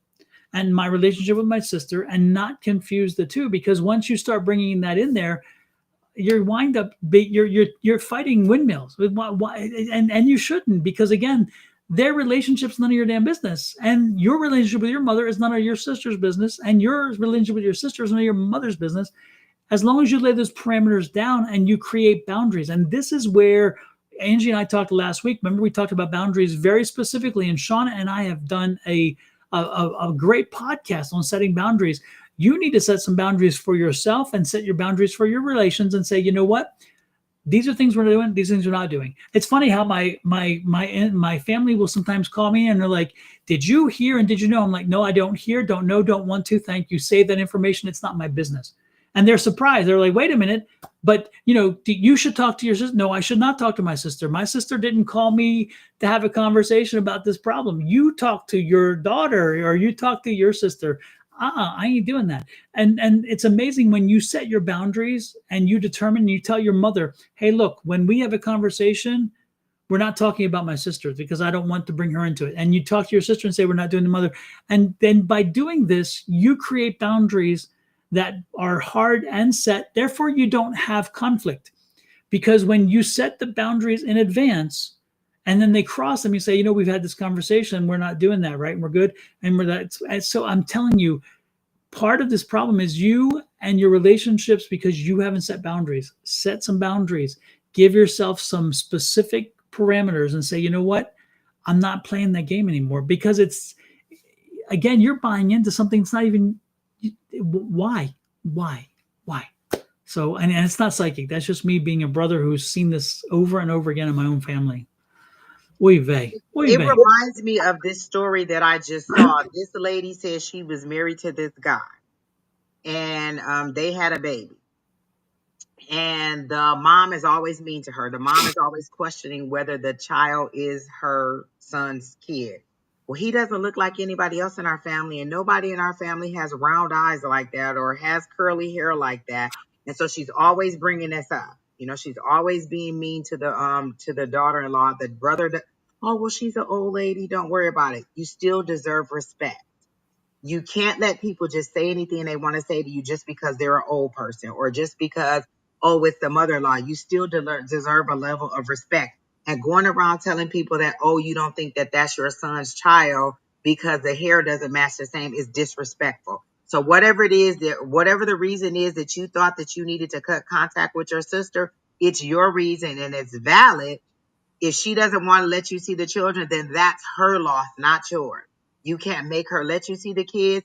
And what are you going to do? Every time you want to see the kids, just do whatever you want. You said she dictates to you. What does that mean? Oh, you can't see the kids unless you give me $500. Oh, you can't see the kids unless I can drive your car. What does dictate to you mean? Oh, you can't see the kids unless you cook the meal that I want, or unless you let me come in and stay with you. What does dictate to you mean? I don't understand what you mean, because you can say no. You're an adult and you have the choice to say no. And if she doesn't like it and she doesn't want you to see the kids, that is her loss. And if she wants to say all these mean things about you, that's fine. You can't control that either, because you could do everything she wants and she could still say all those nasty things about you. So nothing has changed. It seems to be that your sister has the issue, and your sister is the person that is having the negative energy. So you have to decide what it is that you want to do. You're arguing with us about she makes it seem like I'm the bad person because I cut contact with her. You've said that 4 times. We get it. You cut contact with her because you want a level of respect and you've set boundaries. That's fine. You care too much about what she thinks. If this is what she's saying, then that's fine. But then you understand why you cut contact with her. If you want to go back and allow her to walk all over you or treat you the way that you want to, then that's your decision. These are all decisions that you make as an adult. But you asked us what you should do. We're telling you what you should do. And you're repeatedly saying, she makes me look like the bad person. She says I'm the bad person. She could also say that you're a donkey's ass, but does that mean it's true? It does not mean that it's true. You know what kind of person you are. You know what boundaries you've set. And if she's not respecting them, then maybe you do need to step away until she's ready to respect those boundaries. You can't make her change her opinion of you just by doing whatever it is that she wants you to do. Imagine my sister coming over here every day, trashing my house, and then just leaving. And then I say, hey, you can't come over here and just tear up my house like that. You know, you got to be respectful of my situation. Oh, well, you can't see my kids then if I can't come over and do that. Then you know what? I guess I won't see your kids. You have boundaries, set them and live by them. You don't have to do what anybody wants you, whatever it is that she's making you do. And you don't have to, just because she says that you're a bad person. Oh, well, does that mean you're a bad person? If she says you was a princess, does that mean that you're a princess? No, it doesn't. Those are just things that people say about you. You're taking them to heart because it's your sister, and I do understand that. But where's your boundary? Where's your respect? When does she have to listen to you and respect your boundaries? You said she treats her kids good. Maybe her issue is with something that happened as a child. I don't know. And if your mom and dad are perpetuating that, then maybe you need to cut contact with them too. Yep. Until everybody understands that that's, or like Don says, okay, I don't want to have that conversation. I don't want to have that conversation. Because you said her kids asked about you and she told them, how do you know that? Is that because your mom told you about it? So this is a person that's getting a bone and bringing a bone. She's going back and forth, and she's also being a little bit of a shit starter. Why is she telling you what she said? I don't want to hear what she said. Mama called to talk to you. How are you doing? How is dad doing? That's it. I don't need to know this other stuff. If she wants to talk to me, she has my phone number. She can call me. That's it. You cut all those things off. If you stop your mom dead in her tracks, she'll stop talking about it. Yep. I totally agree. You need to tell them that she needs to respect you too. Respect it goes both ways.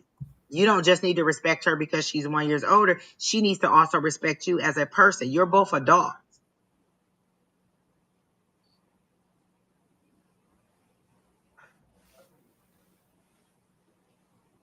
So what is it? What is it that you're hoping that we tell you, that she's gonna magically wake up tomorrow and be the nicest person in the world, and then that you're gonna be able to see the kids? Or are you hoping that we tell you just go and see the kids anyway? You can do whatever the hell you want to do. Those her kids, but if you want to see them, you can go and see them anytime you want to. Like, we gave you all of your options, and I knew that you already knew what the decision was. You were just hoping that we would tell you something different, and there is nothing different because you have made the appropriate decision. You just feel bad about the decision, and I do understand that. And you can pray for your sister or for your relationship with your sister, but you also don't have to be subjected to certain things. Like, I had a relative that was an alcoholic. I don't have to be subjected to that person. Once once you start drinking, once you get out of pocket, okay, I'm gone. I'm going to leave because you're disrespectful. I don't have to subject myself to that behavior, to that disrespect. You set the boundaries, and once they cross them, you end the conversation, you end the visit, and you move on.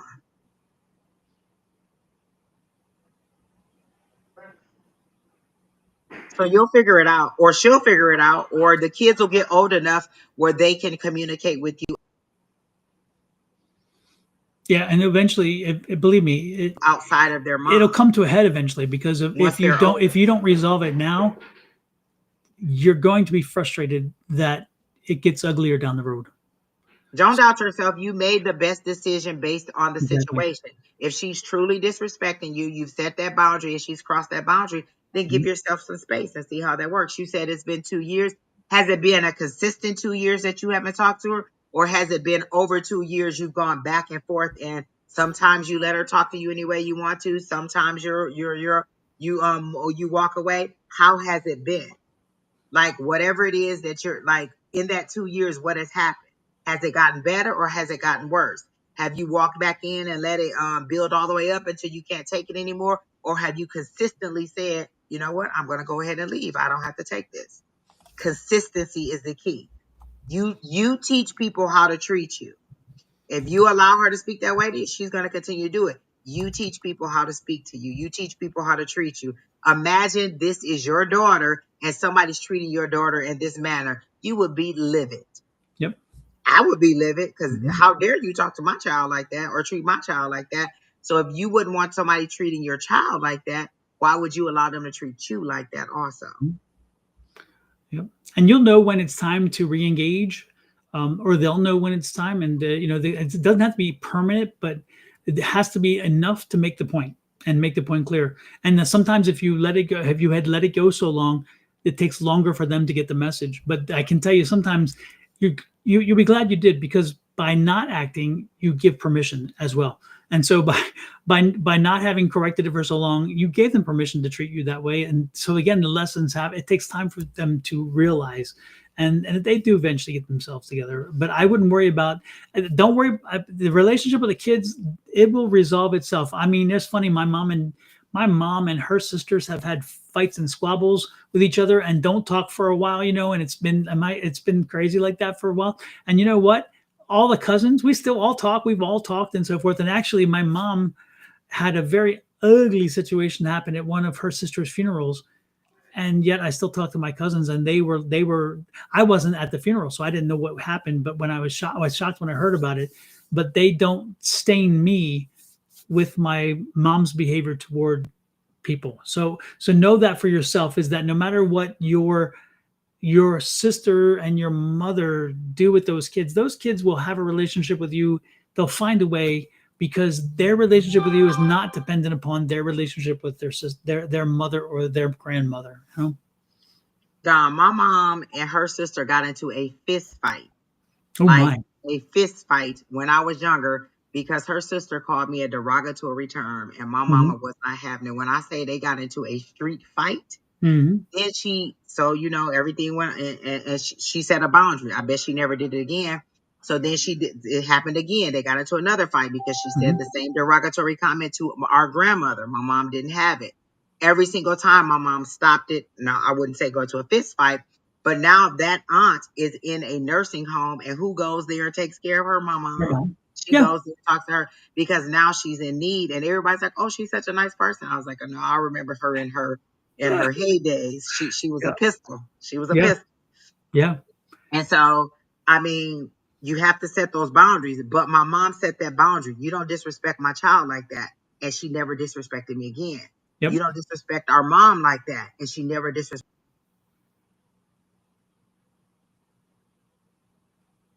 our mom again. So you have to set those boundaries.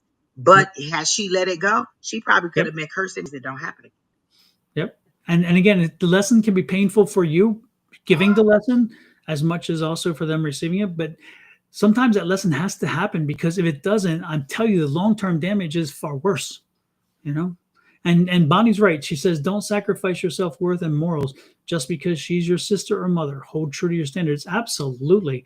And because ultimately you got to hold your head high, and you got to say, am I proud of the person I am? And like for your mom, I mean, your mom would not have felt good about herself if she had let that go, because she's like, no, that's my daughter. You crossed a big line, and I totally get that, because that's what And my that's what. mom always, she was like, you used to love her. And when she called you that, I just let her have it. And it never happened again. I can Yep. guarantee you it never Yeah, happens again. yeah, absolutely. So,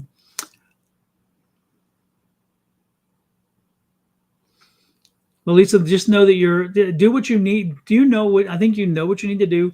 Again, you didn't need a psychic to tell you this. This was a free counseling session, so we won't bill you for this one. We won't bill you for this one. But Just set the boundaries. As soon as she starts saying, well, your sister said, well, mom, I just called to talk to you. How are you doing today? I don't want to hear about her. If she wants to talk to me, then she can call me and we can communicate. I Yep. don't need you to do that, and do it every time. Every Yep. time. Stop the conversation dead in its track. Okay, mom. Well, I see that that you're okay. I'll call you another day. And just Yep. it. You don't have to be mean. You can still be respectful to your mom, but you can still draw that boundary. Okay, Yep. mom, I get it. I hope that everything works out for her. I hope that she gets better. I hope that her health gets better. I hope that whatever it is that she's telling you about, I hope it gets better. Have a good day, mom. I'll talk to you later, and just move it on. Yep. Yep. And it's funny because and it doesn't. I will tell you, they will try. They will try over. They do, and still, because my mom's over 80 years old, 80 over 80 years old, and she because I sound like 8. I'm like, no, she's not that young. She's 80. But anyway, so but I will tell you that even now, even though I set the benchmark, I actually had to walk away from my mom for 3 or 4 years because she got between me and one of my siblings, and she determined that she was going to, and I'm like, oh, no, no, no, no, no, no, no, no. And so she and I did not talk for years. And, it was my aunts, two of my aunts. One is her sister, who the one that she got a little crazy with at the funeral. And then the other was my father's sister. They both reached out to me and said, I'm not asking you as a favor to her. I'm asking you as a favor to me, your aunt. Would you re-engage, because your father needs you to be re-engaged, not your mother, your father. And I think your mom would like it too. And so, believe it or not, that's how I re-engaged. But I actually was a distance at one point from my mom for some very specific these very specific reasons, because I'm like, you're not doing that to me. I'm sorry, we're not doing that. And she said some things. I'm like, oh no, no one talks to me like that. I am not. No, no, no, no. And so I did. I was didn't care, didn't want to have news. I didn't When I talked to my brothers and sisters, I'm like, I don't want to know. Don't Are they good? That's all. They healthy? That's fine. Move on, move on. Because I had boundaries and I'd set them clearly. And when I re-engaged, because my aunts asked me to, my mom had gotten the lesson, and she Yeah, definitely got the lesson. And we're good now. I fly over, I visit with her, and that kind of stuff. But I tell you what, there was no guarantee at one point that was going to happen, because I am as hard-headed as can be, and I will not allow myself to have those boundaries crossed. I'm not going to do it. And I'm fine if I would rather be very confident in myself than to be groveling at somebody else's feet. That ain't going to happen. exactly, Don. And let me tell you, I've had that issue with my dad. 3 days before they found my dad passed dead in his house, I had wrote him a scathing letter telling him how much, just letting him know how I felt like he had neglected us as his children, and Mhm. neglected our household. Sent him that letter. He received the letter, and then he saw me, and he made a joke out of it, and that hurt my feelings. I was so mad because I was honest in the letter about how I felt and how I Mhm. wanted our relationship to be. He took it as a joke. Mhm. I just drove off and left. Never spoke to him again. 3 days later, they found him dead. So imagine that. Imagine, you know what I'm saying, having that kind of conversation with your dad, and then Mhm. him dying, and I had to plan the whole funeral. So I mean, you have to still have your boundaries, regardless. You have to set your boundaries and let people know this isn't okay. Absolutely. Absolutely. And you, again, down the road, when this is all past, you'll be glad you did, because again, you created a new, healthier relationship, and therefore it's not one-sided, and it's not.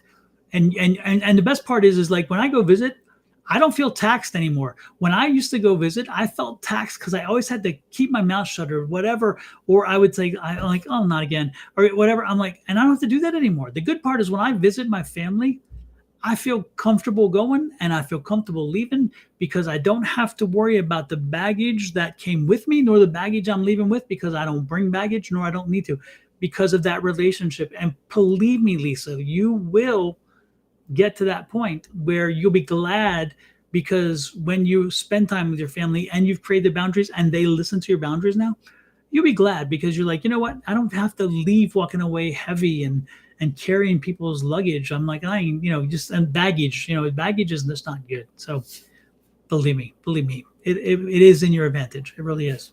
Kay Weezy, are you still here? Because this male is still here, and one of his favorite foods had to do with like a pot of beans, like maybe your mom or grandmother or somebody making a pot of beans. And he's very reminiscent about the day that you were okay, got it. He's very reminiscent, and I hope y'all can't hear Brandon screaming in the background, because Lord, he is just playing this game, and you would swear that he is in a battle right now with whoever it is on this game. But K Weezy, this person,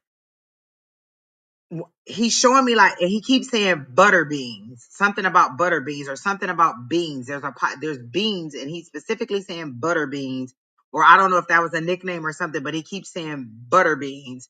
And also, um so I don't know if he liked to eat butter beans or this was a nickname that he had, but butter bean is what I keep seeing. Like, that's the little bean that he's showing me. And then also, he's sitting on the step with a little boy, like with a basketball in his hand or some kind of sports equipment. Like I feel like the father and son is sitting on the steps with a basketball. And so if this isn't your dad, I don't know, because he never left.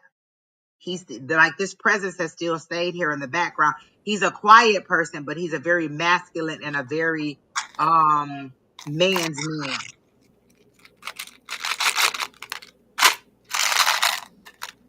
Wait, could be, may have butter beans, my dad. Wait, I don't understand what you're saying. Could be, may have butter beans. So he gave me butter beans because he felt like you would remember. So are you saying that he did like butter beans or he called somebody butter beans? Like this is specific. Like I keep seeing butter beans. I keep seeing the little bean. So I was like, oh, is this something that you eat or is this something that you called somebody? And he's sitting on the steps with a little boy.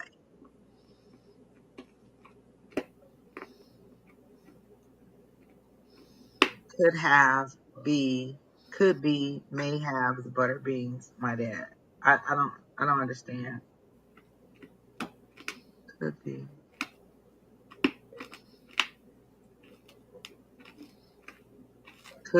Could be my dad, my mom. Oh, wait, what?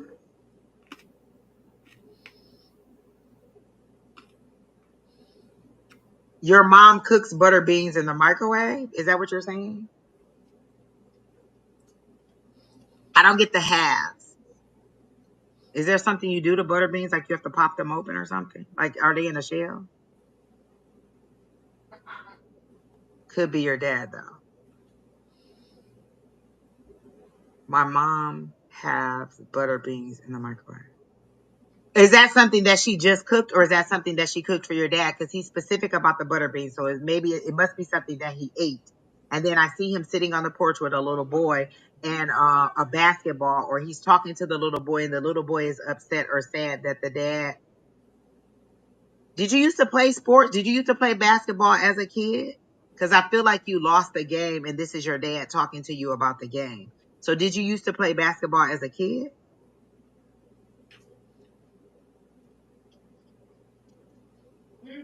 Is that what I'm seeing?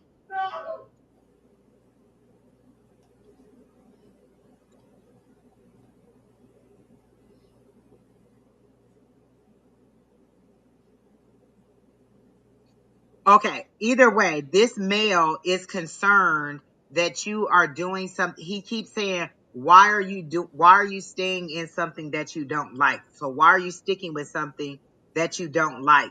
And this dad is talking to this kid. Like the dad has the basketball in his arm, and the little kid has to be, I don't know, 7, 8, somewhere around there, between 7 and 10 years old or somewhere in that age range. And he's talking to you because I feel like you lost the game, and he's telling you that it's okay. Like he's sitting on the steps and and you're outside. When I say sitting on the steps, like you're sitting on the porch or on the front steps, and he's telling you that it's okay because you seem sad about the game, or maybe you lost the game. There's something, or maybe you didn't get to play in the game. Whatever it is, he's talking to you about the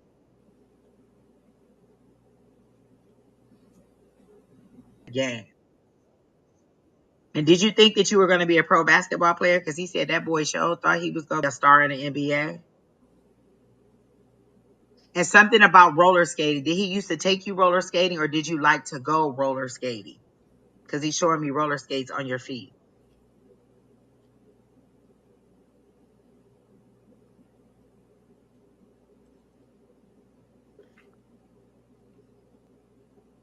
And I need you to type a little bit faster, sir.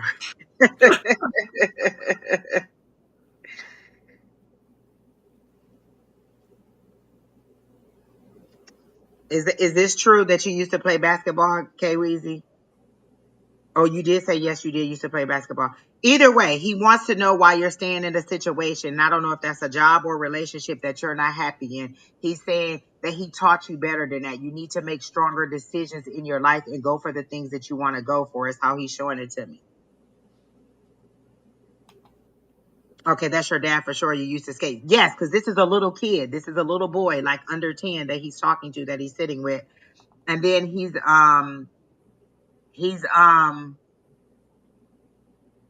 gosh. Like, did he work in the yard, like mow the lawn or trim the trees? Like, I feel like he's working in the yard and you would be out there with him while he was doing whatever. And you are talkative. You seem to talk a lot too. Like, you're just like, he's out here doing whatever and you're just talking back and forth. You're going back and forth and you're talking. Like, these are the memories that he's showing me about it. But he's very excited about your birth. Like, whatever it is, there's something about like choosing the name for you, and that your birth, that made him really, really proud. Like, are you his only kid, or are you his first kid, or something? There's something really significant about your birth that he is really excited about, or that he's really, sincere about as a child, or about your birth. And then, or was your mom sick? Like, was there some kind of situation with the pregnancy? Because he seems to be like really, concerned about your mom. Were your mom and dad married? Because he's really concerned about you or your mom's health as she was pregnant with you. Is any of this true? He seemed to really love your mom. And I don't know if they were married or if they were separated, but in the beginning, he seemed like he really loved your mom. And he really seems like a really masculine man, like, is how he's presenting to me. But is he shorter too? Like, he doesn't seem like a very tall man.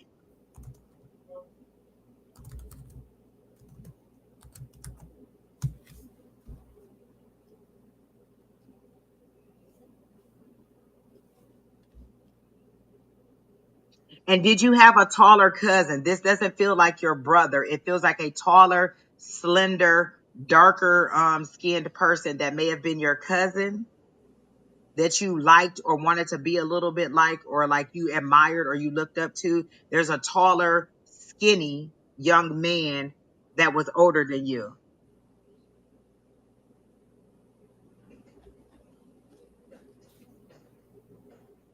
Okay. He was 5'9". Okay, got it. That makes sense. Okay. And who's the taller, slender guy that you looked up to, or that was like, it feels like an older cousin. It doesn't feel like, and I feel like the cousin is still alive, but maybe you two haven't seen each other in a long time. And he's saying you two were like two peas in a pod, like maybe you were together a lot when you were younger. And I feel like this cousin may be married and has children now.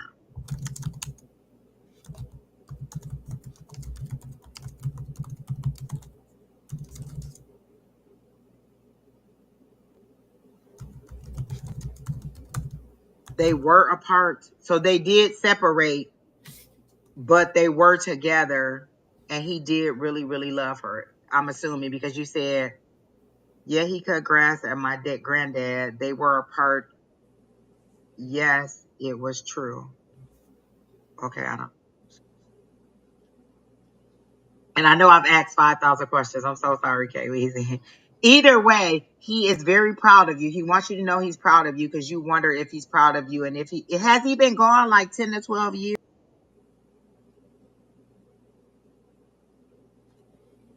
Is that true? What's with the 10 to 12? So is that the number of years that he's been gone? So I feel like maybe that's how long it's been since he's been gone.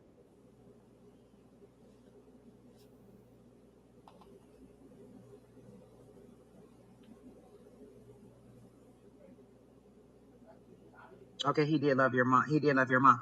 No, this is a specific cousin. He's showing him to me. He's tall and skinny. He's a darker skinned person, and you two were hung out together a lot. He's specifically showing me this one person, and he's saying you two were two peas in a pot, and you kind of looked up to this cousin, and this cousin I feel like this cousin is married and has two sons, or a son and a daughter, because this cousin has two children.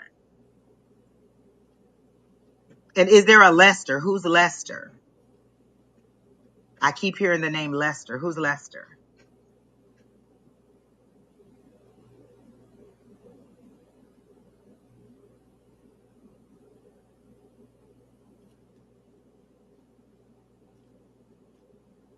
He's been gone for 12 years. Okay, cool. Because he showed me the 10 to 12. Okay, I see he's been gone. Okay, you and your cousin used to be close. Okay, cool. So he's showing me that, but you two seem like you've gotten apart, and he's wondering why you won't reconnect. Like, what's keeping you from reconnecting? And you don't have children, is that correct? And he's wondering what's taking you so long. Are you in your 30s? Is that true? Oh, Lester's a classmate of yours. Okay, so he brought Lester up. And then are you in your 30s and you don't have any children? Because he's wondering, like he's showing me a time clock. Like, what's the problem?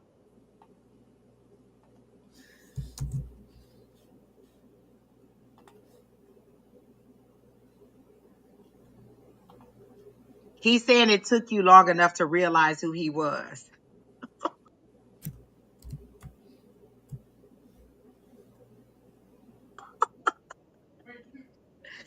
And it's something about a black car. Do you want a black BMW? Black car. Is it a black BMW that you want?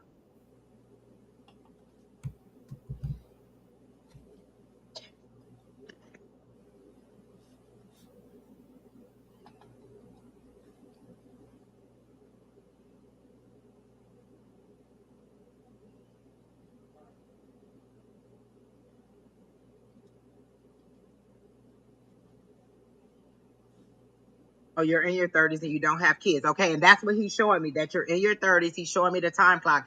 And what's the problem? He feels like you don't have enough family centered, like you don't have enough influences around you that are family centered. And so that's why he thinks that you're still single or you don't have children. Like he feels like if you would connect with your cousin who has the family, or if you were around men with families, then you would be more family centered. He's wondering when you're going to have children, is how he's showing it to me.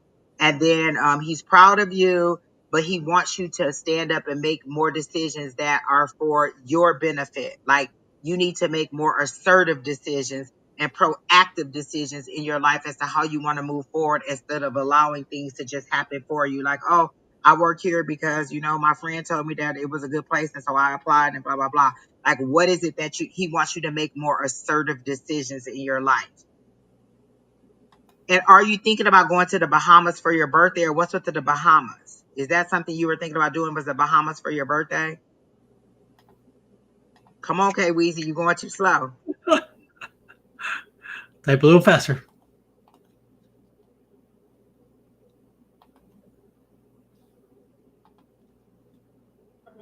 Wait a minute. It don't sound like my dad. My friend had I don't know what that means. It don't sound like your dad.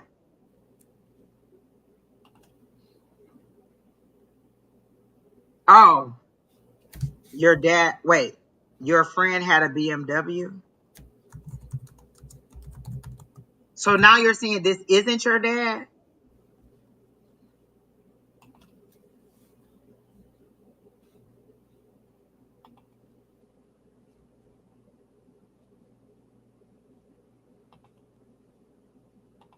Okay.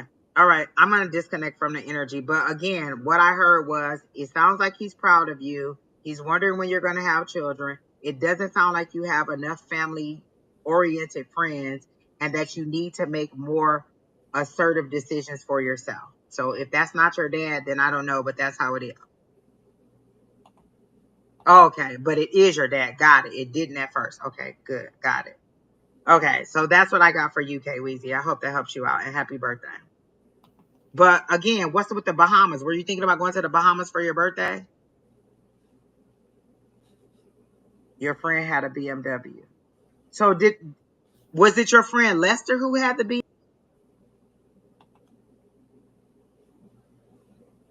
BMW? What's with the BMW? Why is he showing it to me?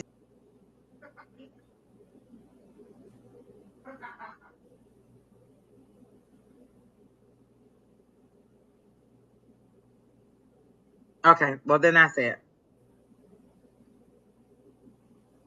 But if you were thinking about going to the Bahamas, you should go to the Bahamas for your birthday. That's what he's saying. And that's all I got down. Okay. Let's do one more and then we're out of here, Miss Angie. Who are you drawn to? I don't know, Don. Who's still in the chat who wants a reading? Oh, is Adventures? Oh, wait. Oh, I don't know what Kevin is saying.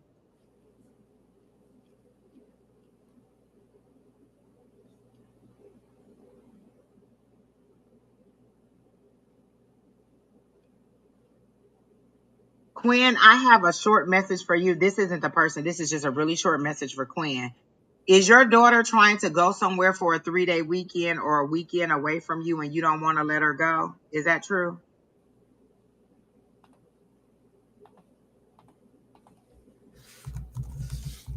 Oh, you thought about a BMW yesterday. Okay. So he's showing me the car. So, I mean, maybe you should go for the car because he's showing me the car. And it's a new car because it has a very shiny new grill. And I am getting Bahamas. So I don't know why you're saying no, but maybe he's saying you should go because I'm seeing that he's showing me the Bahamas and he's showing me birthday cake with candles on it. So I think, I don't know.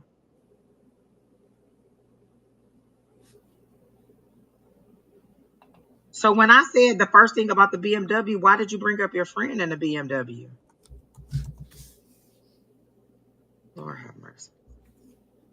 But Quinn, if you're still here, let her go. It's a 3-day weekend or a 3-day trip that your daughter wants to go on. They're saying let her go. She'll be fine. We could do Melanie, Don. She said, "What's my next step in life?" Okay.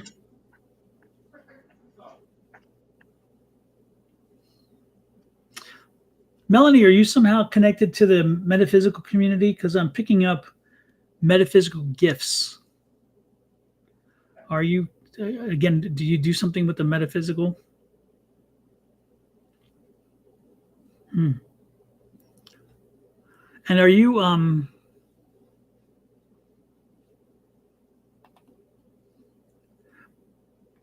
from, let me put her on there. Melanie, are you from our area? Because I'm picking up Arizona energy with you. Yeah, it's interesting because I'm also picking up beach and we don't have beaches, but I see beaches, but I see you in Arizona and I'm picking up metaphysical energy. So are you in the metaphysical community by chance? Are you Yes, you're a Reiki master. Yeah, I picked it up. Okay, good. So what then, but are you again, I'm picking up Arizona, but I'm picking up beach. So were you just on vacation at the beach for the holiday and are Arizona, or you're in Arizona vacationing and then back to maybe you live on a beachfront community? I'm picking up again. What's the difference there? I'm picking up the Arizona connection. I'm picking up our energy. Arizona energy is very, very unique. So I picked that up. I met you and Tina. You met me? Oh God, I hope I didn't just insult you. I don't remember. I'm terrible with that. I really am. I apologize. I love the water. Yes. Okay. So you're in Arizona. Okay. So yeah, because I'm picking up the beach. Okay. Have you been? So if I'm picking up the beach, the question is either you have recently been to a vacation or you're getting ready. You should be going to a vacation. I live in Arizona, but lived okay because I feel this need to get away and go to the beach. You lived in Washington. Okay.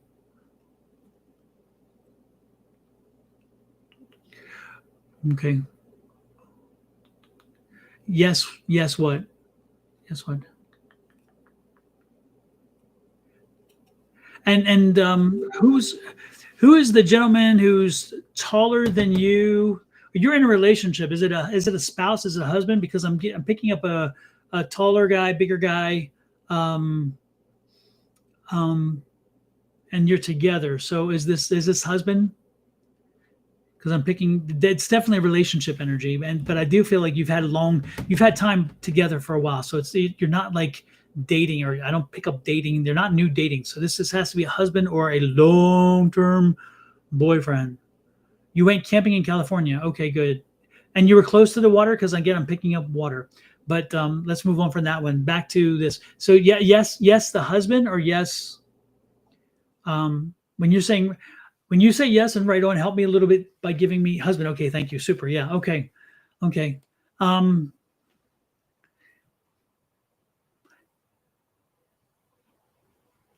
so is he retired? Does he have his own business? Because I feel like he's on the water. Oh, your vacation was on the water. Okay, good.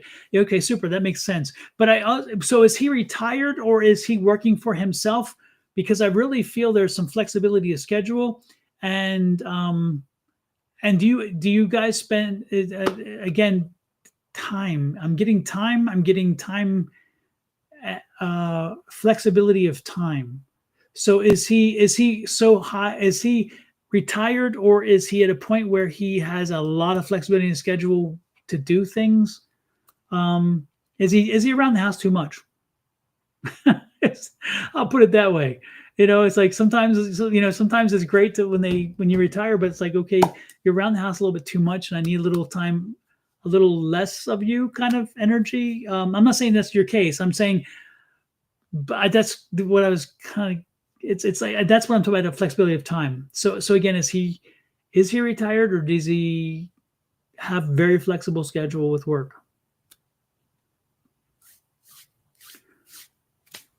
No, not yet, but he works at home. And yes, he is at home. Okay. Okay. Yeah. Cause yeah. Okay. Yeah. We're picking up. Okay. We're connected. Okay. Good, good, good. Yeah. All the time. Yeah. Yeah. No, I was picking that up, and it's like, it's nice, but it's nice, but it's not nice. I get that. And since I was picking up, it's like, okay, I could use a little, sometimes not as much being at home as he is in that sense. And because it's not bad. It's just that you kind of want to do your thing, and you want your time. And sometimes having him there all the time is a little encroaching, because it's like, you still have to consider him in the equation. And I get that. Yeah. I would suggest this, and it's interesting because now we've gotten that laid out. The one thing to do is make sure that you're actually getting out yourself, getting out of the house, and getting a little time away, so where you're, replenishing. Maybe do a few more classes, or do another class, or some crafting, or maybe it's yoga. Maybe get into yoga because you're a Reiki master.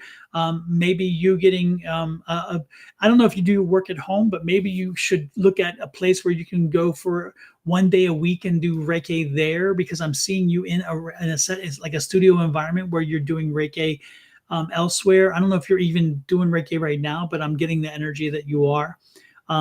But get out of the house, maybe set for a day or two, and find a place where you can do the Reiki outside of the house, and therefore, you're there. I'm doing that. Oh gosh, okay. So I'm already on that energy then. Jeez, who is? That's cool. Well, that's good then, because again, it's good for the relationship to get out and about, because you don't want to be, again, all that time at home.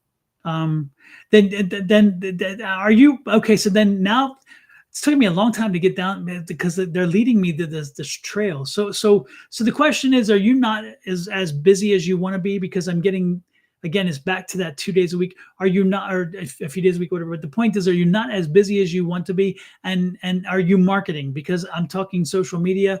I'm being sent social media. So are you not as active on social media? Do you need to be more active? I feel like you need more clients. You need more work. And I think you want more work. I get the feeling you could use more work. You could use more people buying your services. And so look at social media. Look at how you engage with social media. Look how you engage with your community. Get out with more people in the community. Make sure you're connecting with various people. Yeah, absolutely. And do those things that you need to, whatever you need to do. But I would look at doing that. Make sure that you're using all the things that you can pull, all the levers you can pull on.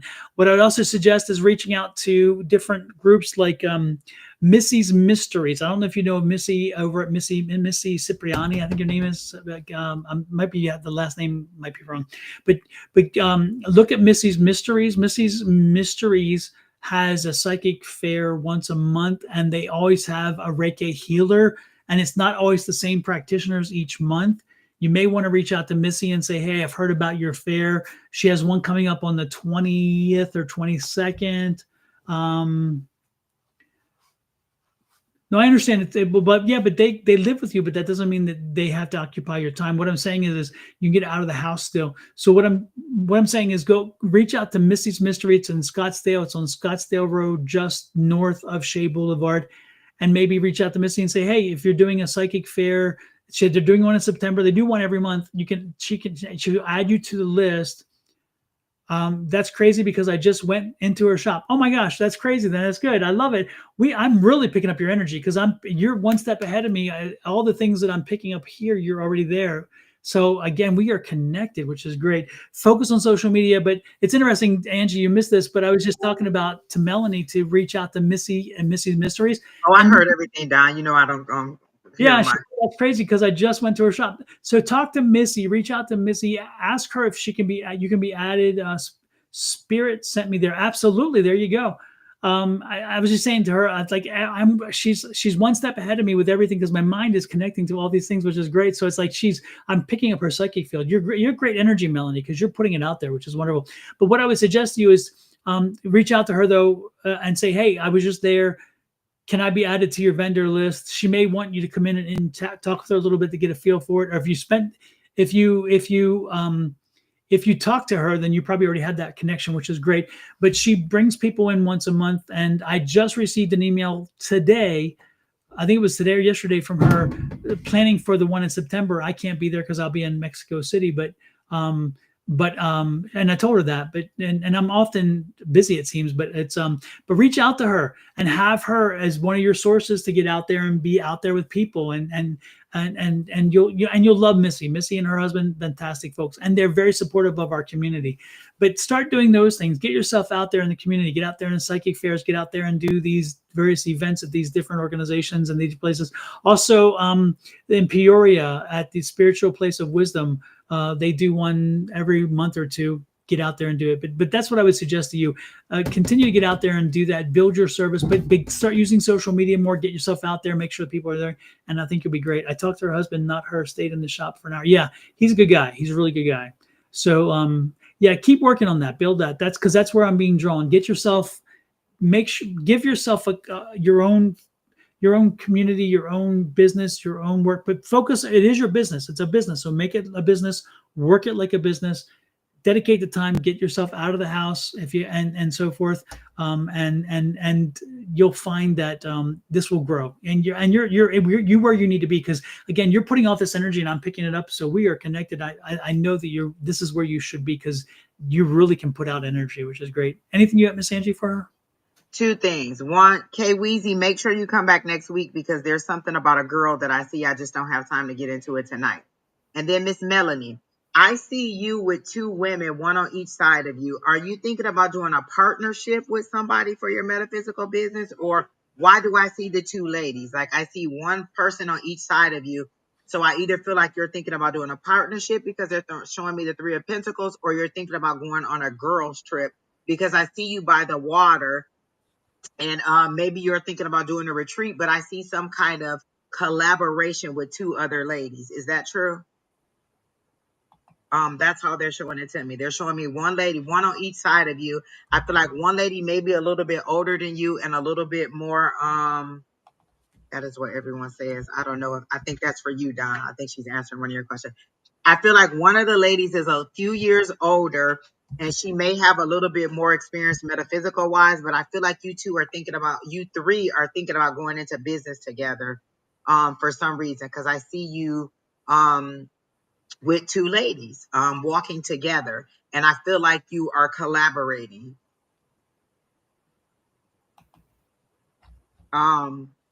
So that's the one thing I see. And I'm getting that it's a good go ahead. Like they seem to be very strong business. Like one of you seems to be very strong business wise as far as money and making sure things are legally and you're doing things just right. And then the other one seems to be a little bit more in the spiritual, like woo, like really woo woo. And the other one is a little bit more of the not necessarily authoritarian, but she seems to be a little bit more master or teacher level. Like she seems to be a little bit more teacher level. So I get three of you, and oh, they should. Oh, you should be collaborating. Okay, because I see three ladies, and I feel like I don't know if you haven't met these three ladies, but again, and the ages go like this. Like there's a younger person, a middle. I feel like you're the middle person, and then there's an older lady, and so the younger person may be the business person. It could be you. I don't know, but that's just how they're showing it to me. One person is very business focused. One person is very, very spiritual and just, let's just make everything peaceful and lovely. And then the other person is more of a orderly. Like she feels very Capricorn, like a Capricorn to me, because Capricorns, or the way Capricorn sits in my life, is that it's very orderly. Very, we got to have a list. We got to do this. We got to do that. Like she's very bossy. That's the best way I could put it. But I do see a partnership. I do see it maybe early 2026. And I do see you having like a brick and mortar, like you have your own space where people come in to receive your services. And I feel like you have a variety of services, like not only Reiki. There seems to be other stuff that's going on too. Like maybe there's some tarot card reading, or maybe there's some herbs or something that you're selling. Who's the herb person? I don't know if the person you're thinking about does herbs, but there seems to be somebody who does herbs in your place for healing. Like I feel like you do a lot of other stuff. And is there somebody who does candle magic or candle therapy too? Like there's a lot of different things that you guys could do. And I do feel like you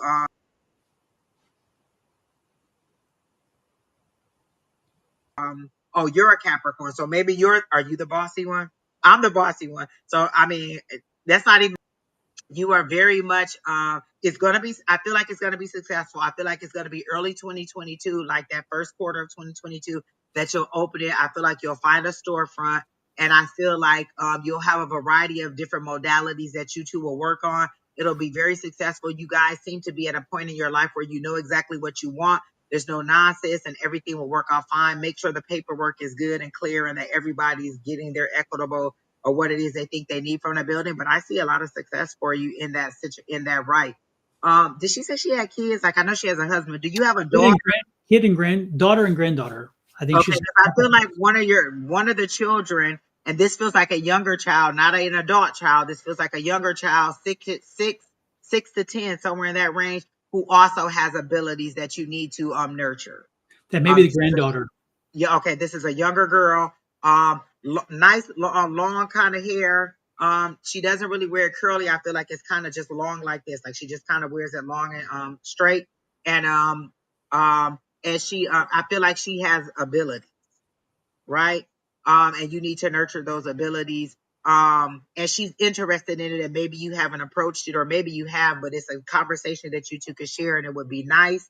Um, there's something about your husband, but I don't get what it is.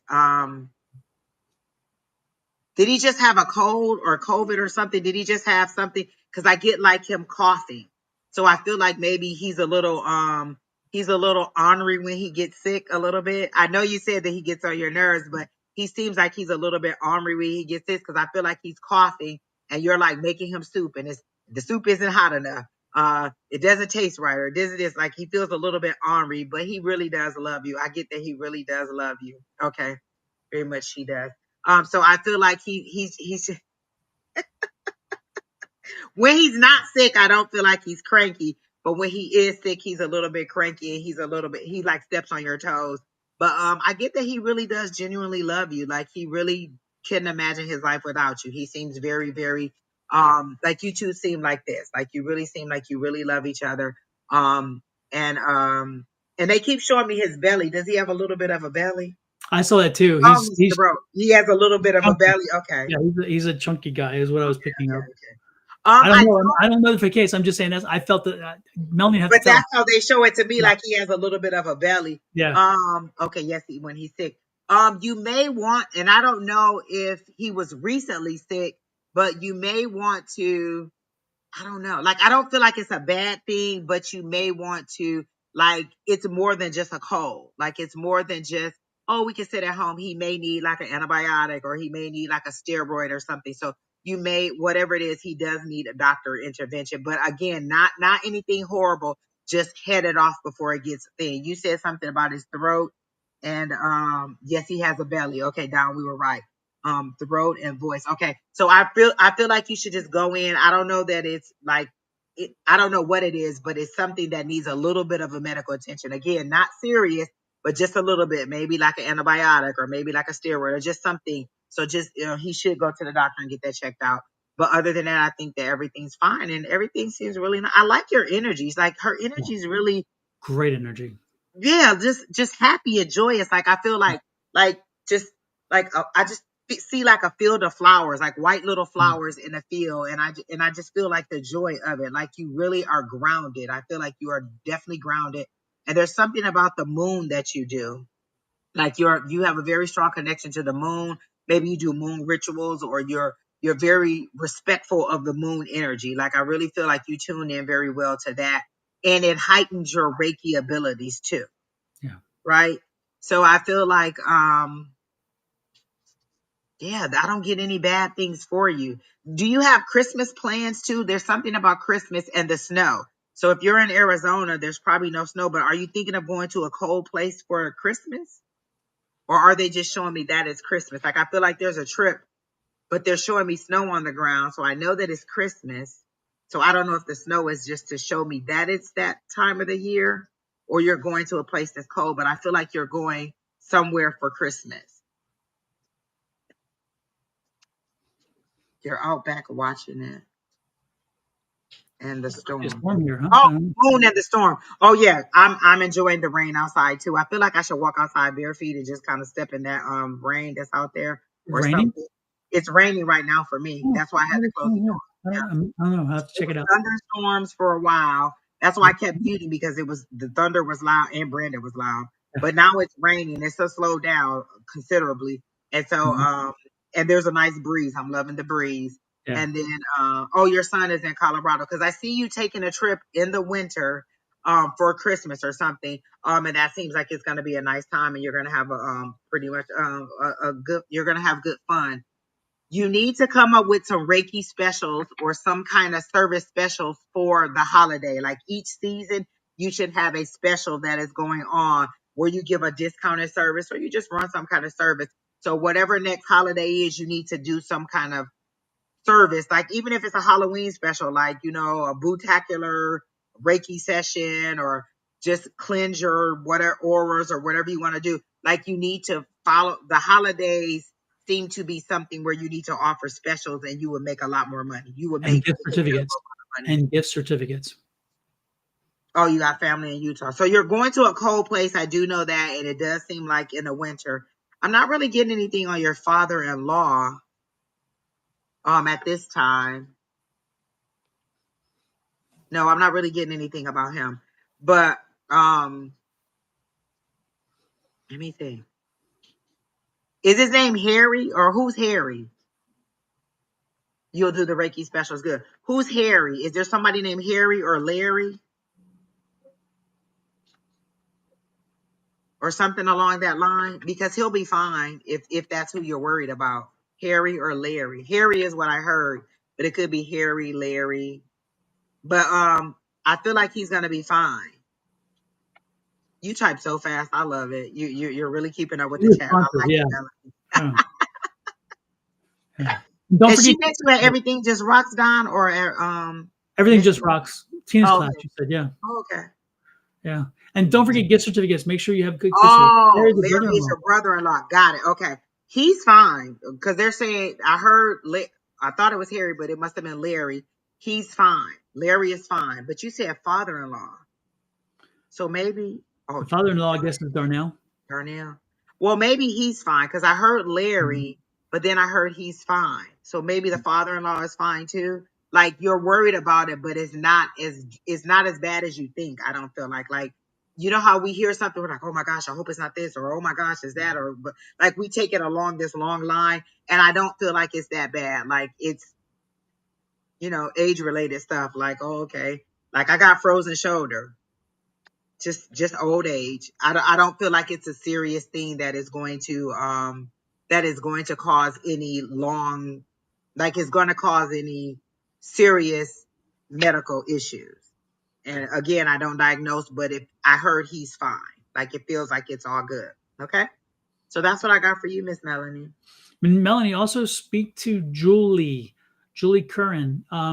She is Love Riot Warrior. If you look her up online, either under Julie Curran or Curran or Love Riot Warriors.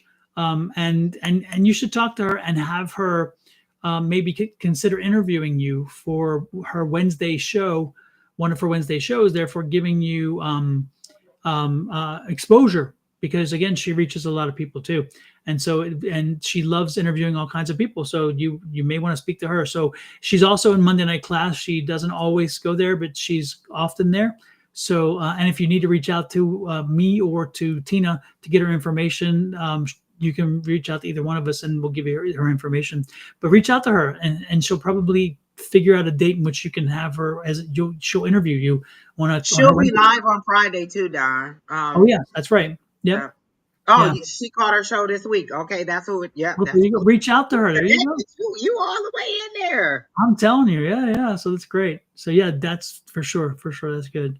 And then, yeah, no. So that's fantastic, Melanie. I think I love the fact that again you're very much open with your energy, and therefore you made it easier to for us to tap in, and we definitely tapped in. Lord have mercy, we were tracking.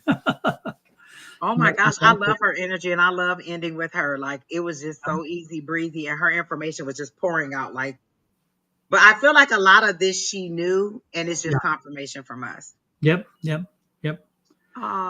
Two good ones because K Weezy ended up a little bit better than I thought too. All right, yeah, I like it. Super. And you have something to share with him next week, huh?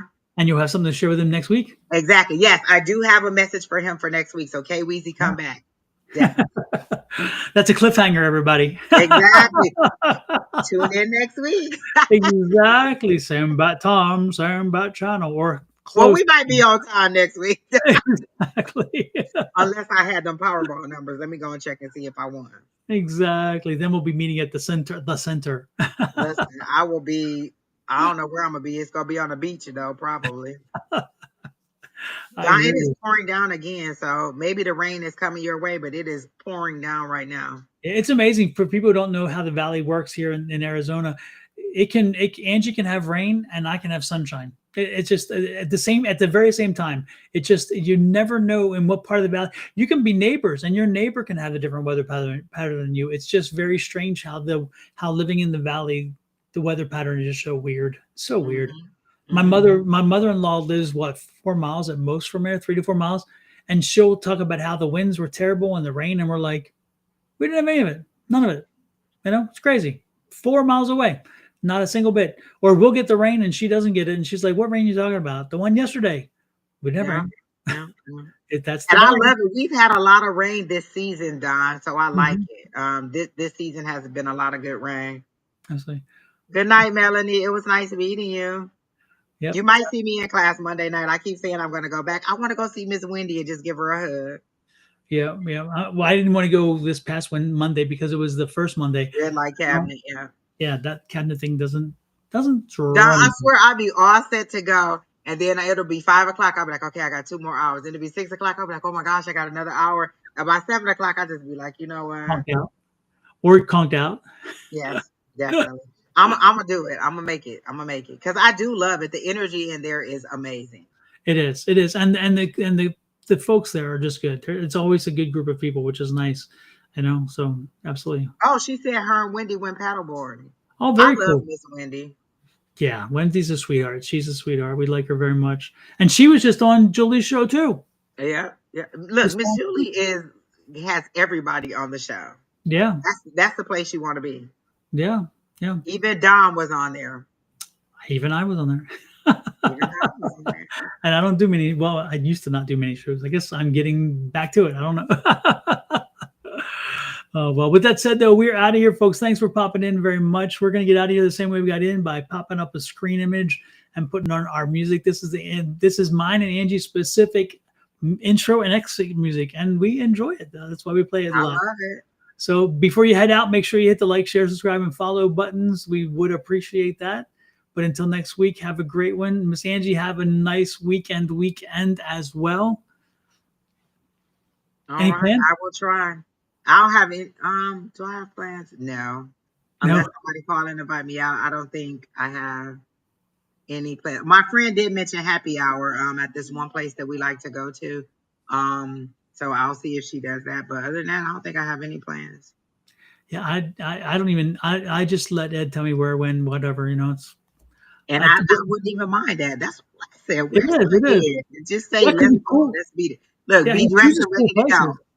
He chooses cool places. He does. I'm telling you. next time I'm like, oh, where should I go? Let me just go to Ed Page and find out where they went last week. He was Yeah. like, and like, did you guys do like he mentioned something about were you just exploring different countries' foods? Because the last post he made was something about where y'all some food or some countries' Yeah, food. we had Indian food in the day, in the Yep. morning, and then we went to Carry On for drinks, which is the Okay. airplane looking bar, and with the thing. Oh, God, I Yeah. just saw that. Like it was voted top something Yep. Yep. for Arizona. I just saw Yep. it on some news place. Maybe I need to Yeah. go there and check that Yeah, we out. went this last weekend. It's very small, so it's only a limited seating, and you have to make the reservations that week Reservation. before.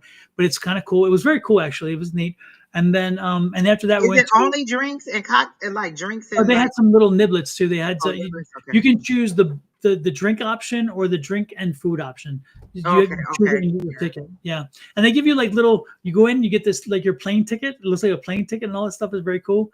And then and then you get on the thing, and then you sit down, and they're like, first class. They call it first class, and then the windows they show the airport, and then as you take off, you see the thing moving, and then you're flying. It's very neat. And the lady comes around the cart, and you also get your wings. They give you a set of wings. Oh, I definitely need to It's, go. it's Yes. very cool. It's kind of Yeah. neat. It's a one and done kind of thing. You don't do it all the time, but it's cool. And they have Yeah. a unique drink list, so all the drinks are unique to that place, which is kind of cool. Okay. Um, Well, um, I like to try new places. Like I'm telling you, listen. Oh my gosh, Don, I have to show you this right quick. I was mhm. supposed to show it to Ed.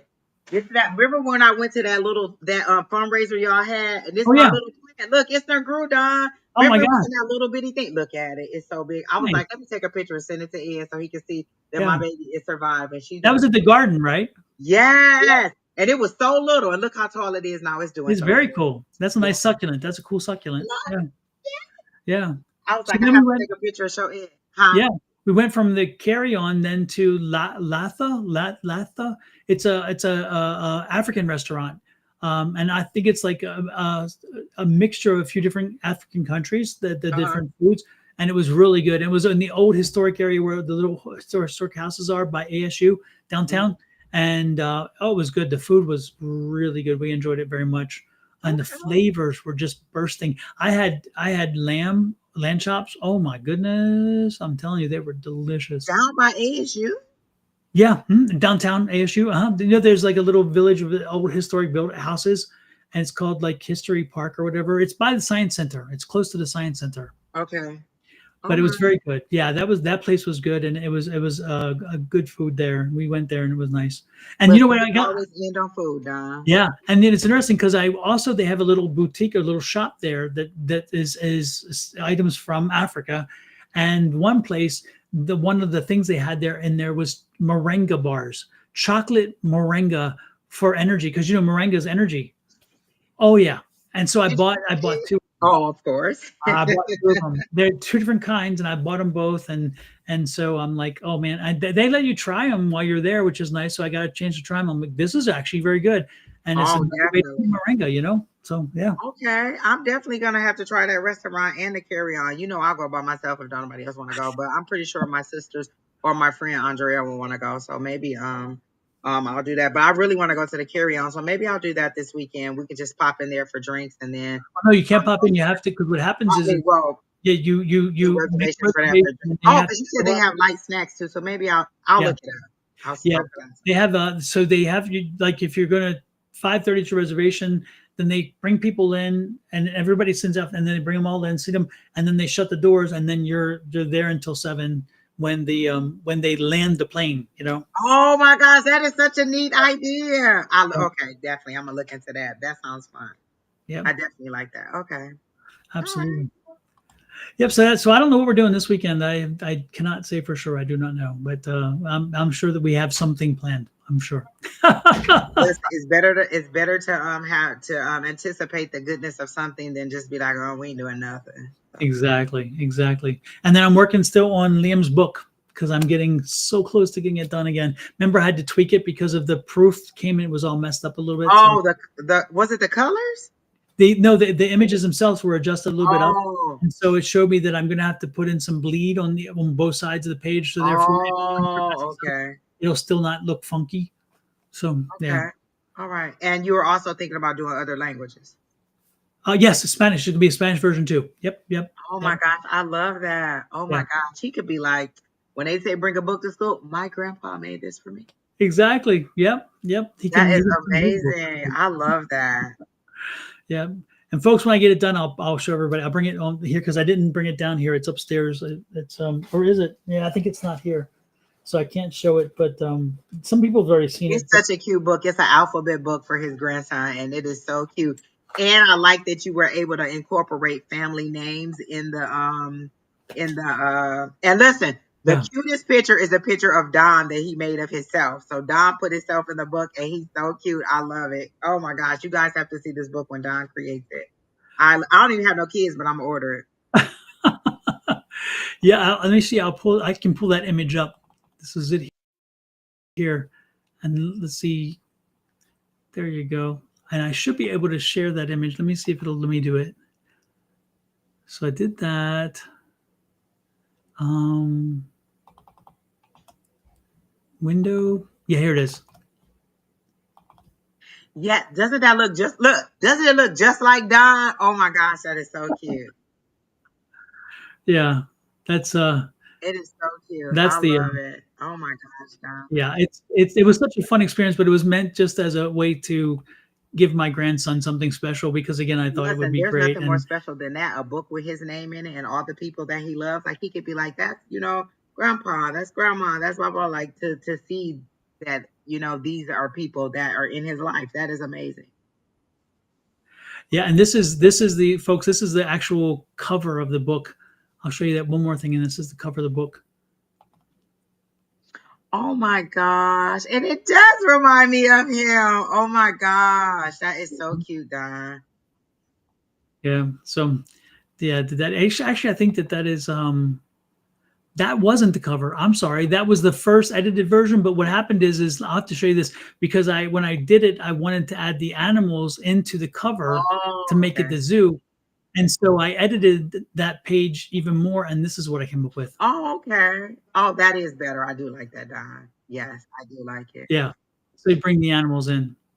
But that's an AI image of my grandson. I took the same AI technique for my grandson when I created his image, and it took me a long time to get the image right. And so it looks like him It actually. And then does. I created one for me. Oh my So God. yeah, that's how we Listen, did it. when I say I would be in school bragging about my grandpa making me a book about me, the teacher would be like, Yeah, hey, don't let him bring that book to school no more. Just no. yeah. And I love I love being able to be playful and create the images and stuff because it's like when you I don't know. Sometimes it's good to let your mind just run free and escape, and I think that was cool. But I'll show you this. This is interesting. This is one of my favorite images in the book. This is really one of my. It's one of the strongest and striking, and that's this one. I love this image. Oh, okay. Wait, move your picture, Don. We can't see it because your picture's in the way.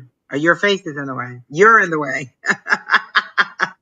I can't see the image, so I don't know what it looks like. So the circle of you is in Uh-huh, the way. We can't see the okay, there it is. Got it. there it is. Oh, okay. That is so cute. Yeah, Oh, okay. I love it.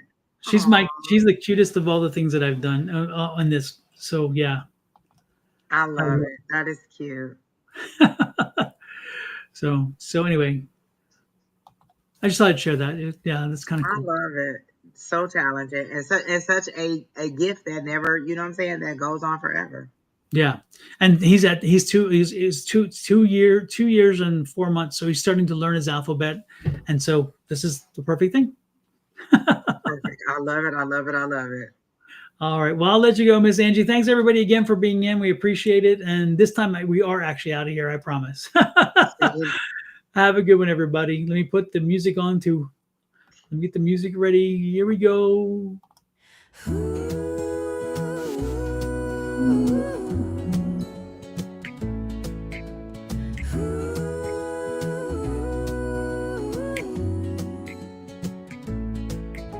Step into the mystic zone tonight.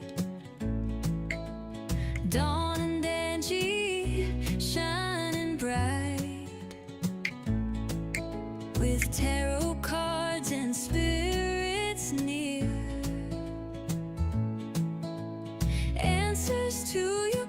questions appear. Sonoran